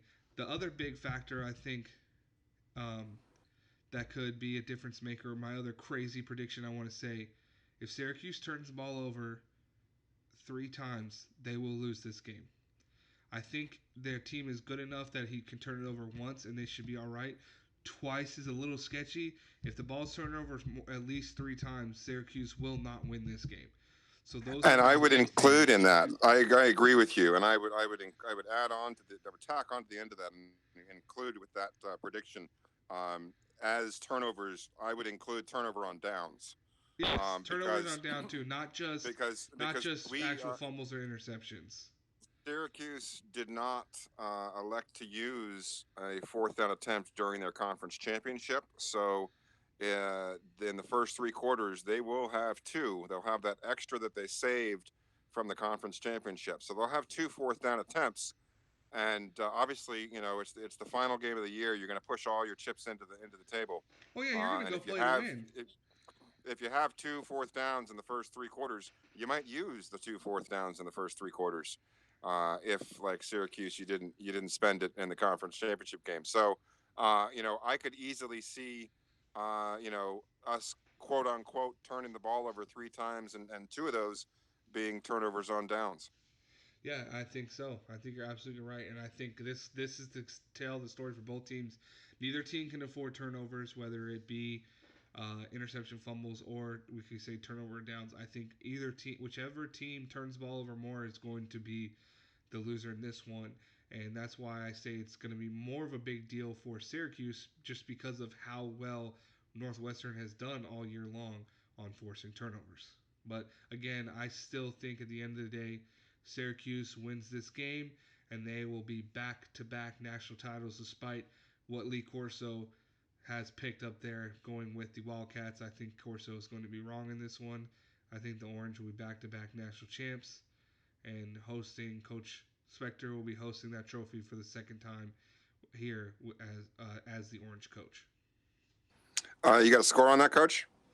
Yeah, I'll stick with my guns. What I said earlier, I'm gonna stay with the. Now I'll make it a little bit closer than I said. I'm gonna go with the 49 to, we'll call it a 49 to 38 point game. It'll be interesting to see how it all plays out. Like I say, I'm well concerned. As would I be. I definitely would be concerned as Anybody well. that beats Stanford 45-0, you have my full attention. Or sorry, 45-10. You go into the farm, or out to the farm, which is what Stanford Stadium is called. You go out to the farm, and you beat the Cardinal on their own turf when they're a top five team, and you crush them 45-10. You have my full attention. Yeah, they definitely deserve your full attention. I don't think any team has not gotten your full attention. Has shown in your weekly results, but these guys are going to need your full attention and more. Yeah, I think we got a lot of exciting bowl matchups, a lot of situations where people better be drinking some Red Bull and have their eyes wide open because it's bowl season, baby. And you got some tough matchups. You got some winning teams. You got some harder, more difficult rosters. You got a user game. You got some interesting, very specific matchups where one team's really good at a thing that another team is really bad at. You got some really interesting matchups in this bowl season here in season 15. And I think every one of these games has a story to tell. I think they're all going to be fascinating. I can't wait to watch every single one of them if possible. Yeah, same here. I really can't wait for this. I'm super excited for this one. Um, it's yeah. There's so many games with so many special storylines that you cannot wait to see what happens with each team, and so just ready for them to happen. If we will have as soon as we get through talking between the coaches, get some announcements of game times. I will try to get those updated as quickly as I possibly can on our League1 website. That way, if anybody wants to tune in or wants to know when to tune into these games, should have the day, time, um, date, time, and which kind of platform the game should be um, being broadcasted on.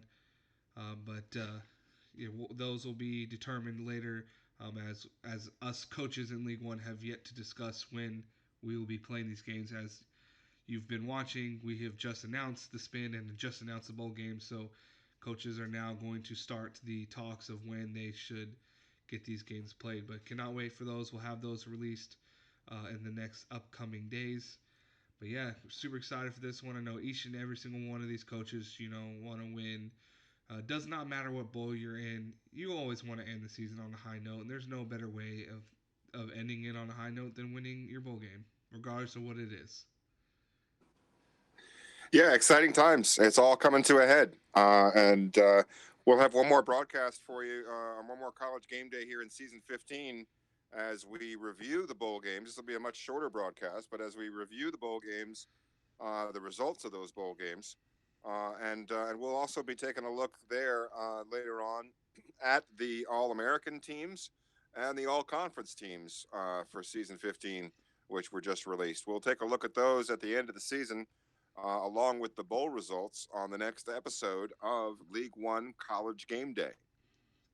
Yep, cannot wait for that. Ready to get these bowl games underway and then see how the All American players shape up. Hoping that maybe a couple of my Bulldogs can get up there. I know I had a well, no, he might have been the freshman on the Mountain West all Mountain West team. But either way, I know each coach wouldn't mind getting some players on the list if it's either the first, second, or third team. But really, the thing that matters most right now is just getting the dub, getting the win in these bowls. Yep, it's all there to play for. Final season rankings, final dot to the I and cross at the T. There'll be game film to watch leading up to it, and you don't want to leave anything overlooked. And cover all your bases, be well prepared, because you don't want to have any regrets when it's all said and done. Nope, none at all. Just ready to get this win, and I know, like I said again, all the coaches want to get this win, and of course that'd wrap up season 15, and we start the next chapter of season 16, and I know with a lot of coaches that, well, pretty much every coach that's not the head coach of Syracuse Orange is probably looking forward to next year because, like we said, everybody plays for the national title, and if you don't get it, you're definitely looking forward to the next season, hoping that the recruits you bring in and the players you had improving can be that team that gets you to the promised land. But Yeah, if you're not Syracuse, you're looking forward to next year for Syracuse being a little bit further down the pecking order. yeah, you're definitely sitting there rooting for Tanavasa to go. You know what? I'm gonna go try to make millions of dollars in the NFL. So Right? that's You what you're should put a really. bug in your ear, bug in his ear. Yep, I've Try to get him already. to leave. No, I've talked to mom already and said, hey, just tell him to go make the big bucks. You Yeah. don't need to. Let him go get you a house. If he wins two national titles, there's no reason to stay. I mean, he'll make millions of dollars in the NFL. You don't. He doesn't need to finish his degree. He can do that later. Well, should be in a It's junior it, redshirt. He probably has already done it. So see. well, Syracuse is a tough academic institution, so it would be a prestigious degree to get if he's close to the finish line. Yeah, that's true. But millions of dollars also looks pretty good too. You know those, especially Yeah, if he's he may have drafted. other plans. If she He gets may have other drafted in the plans. first round, those guys get like millions guaranteed right off the bat. Oh yeah, So that's set for life money. yeah, He may have he may have other intentions. I mean, I'm gonna be one of those guys in his ears constantly, be like, hey, just just go to the NFL. There's no need to play another year there. What do you got to prove? You won the Heisman 2 years in a row. If you guys can beat Northwestern, that's two national titles. Go try to win a Super Bowl. Come on, go now. Now you did it here at Syracuse. Go do it somewhere in the NFL. You don't That need might be the to. one bright spot if Syracuse loses to Northwestern. It may keep a couple of guys on campus Yeah, well, one don't year be longer. trying to throw the game just to keep him around. Oh yeah, no, we throw no games. We throw touchdowns, not games. Yeah, I know. I know. You always got to poke a little fun there. I know.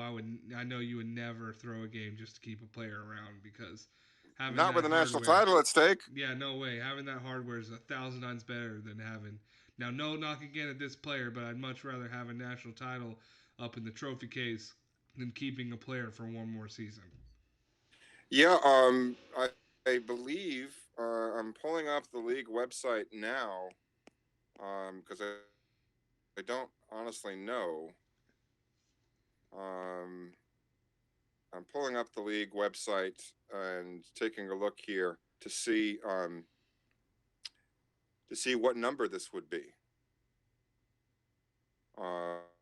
This it's been a long haul. As Coach Spector, I've been in League 1 for all 15 of its seasons.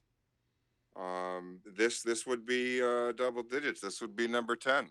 Oh yeah, it would be. It'd be your So 10th certainly national a title. special one to get a hold of. Certainly a special trophy to get a hold of. Yep. Definitely got to say congrats to the 9 you've had previously, and yeah, I always say good luck. I mean, I already cast my vote. I think you're gonna get number 10 this year. So, um, you know, it's just up to you how you do. Make sure you got your team ready. It's up to all of us. Like I say, I'm just as excited. I am as much as I'm focused on my own game. I am equally focused on all of the games. Oh yeah, It's always so much fun to see how teams finish the season, and of course you get some of the juiciest matchups there at the end of the season. When we got some particularly good ones this year, so I yes can't we wait did. to watch Central Michigan, Alabama. I can't wait to watch Washington, New Mexico, Indiana, Texas A&M, Fresno State, Clemson. I mean, the list just goes on and on. Navy, Penn State. There's great matchups all around. Obviously, the big user matchup between Buffalo and East Carolina. We're just loaded, absolutely rich this year with our bowl games. So Yeah, an you gotta exciting love time of the that. year. You gotta love it too. You gotta love the user matchup getting in there, especially when it's not some marquee bowl like if you're in the BC, especially when you have Power Five teams. As long as they win their conference, they're in those certain bowls, and so it's like, hey, if a user can have a good enough season, you got a good shot at a user bowl, and we get one in an Idaho bowl. Not no knock at the bowl itself, but it's Yeah, the still. Idaho Potato Bowl just got a lot more interesting. Yeah, it certainly did because we have two of our users and they're playing. And again, I think the one And both just in the top 25. yeah, I know that this could possibly be one of the best Potato Bowl Idaho Potato Bowl matchups they've ever had. You know. Oh, yeah, I think season 15 is best potato. Yep. So, really looking forward to all these games. I really cannot wait for the New Mexico game, Washington game. You know, for personal reasons, I want to see if it's just my defense that's that bad, or if New Mexico's running offense can do that against somebody else. Now, obviously, Washington has a little bit better defense than I do, but I want to see if somebody else can slow them down because they were one tough cookie to crack. So, I want to see what they can do against somebody else. Yeah, that'll be a test. That'll be a test. And they'll all be tests. I can't wait for them. The next time we see you guys, it'll be after the games. We'll have plenty to talk about then. Yep, absolutely. We'll have plenty to talk about then. The next stream that should be on my channel will be the Poncieta Bowl between me and Clemson. That'll be the next game I have broadcasted on the channel, saying that I am Coach Storm. This is my channel. So this next broadcast you should see from me will be that game. The Um, Poinsettia Bowl, yes, the San Diego, Poncieta. California. Trying to get well, I shouldn't say revenge, but trying to improve from last year's bowl where we lost by a touchdown to Notre Dame. So trying to win that one to get myself at a 500 bowl record, be 1-1 would be fantastic, and would love to do it against Clemson. So yeah, really looking forward to that one. So that'll be the next one on my channel. Because of it being bowl season, I will also try to because we have some of our users that do not have the same kind of broadcasting hardware and software as I do. And I have figured out a way that we like to do a hangout calls. That's how we broadcast some of our other user games. I've figured out a way to, in a way, stream them from Hangouts. So I may, because of the bowl games, because of how big these ones are, I'll try my best to be available for when these other users who cannot stream them themselves on Twitch or whatever. I will try my best to be available for their games, so that way I can try to get all user games broadcasted live for everyone to watch.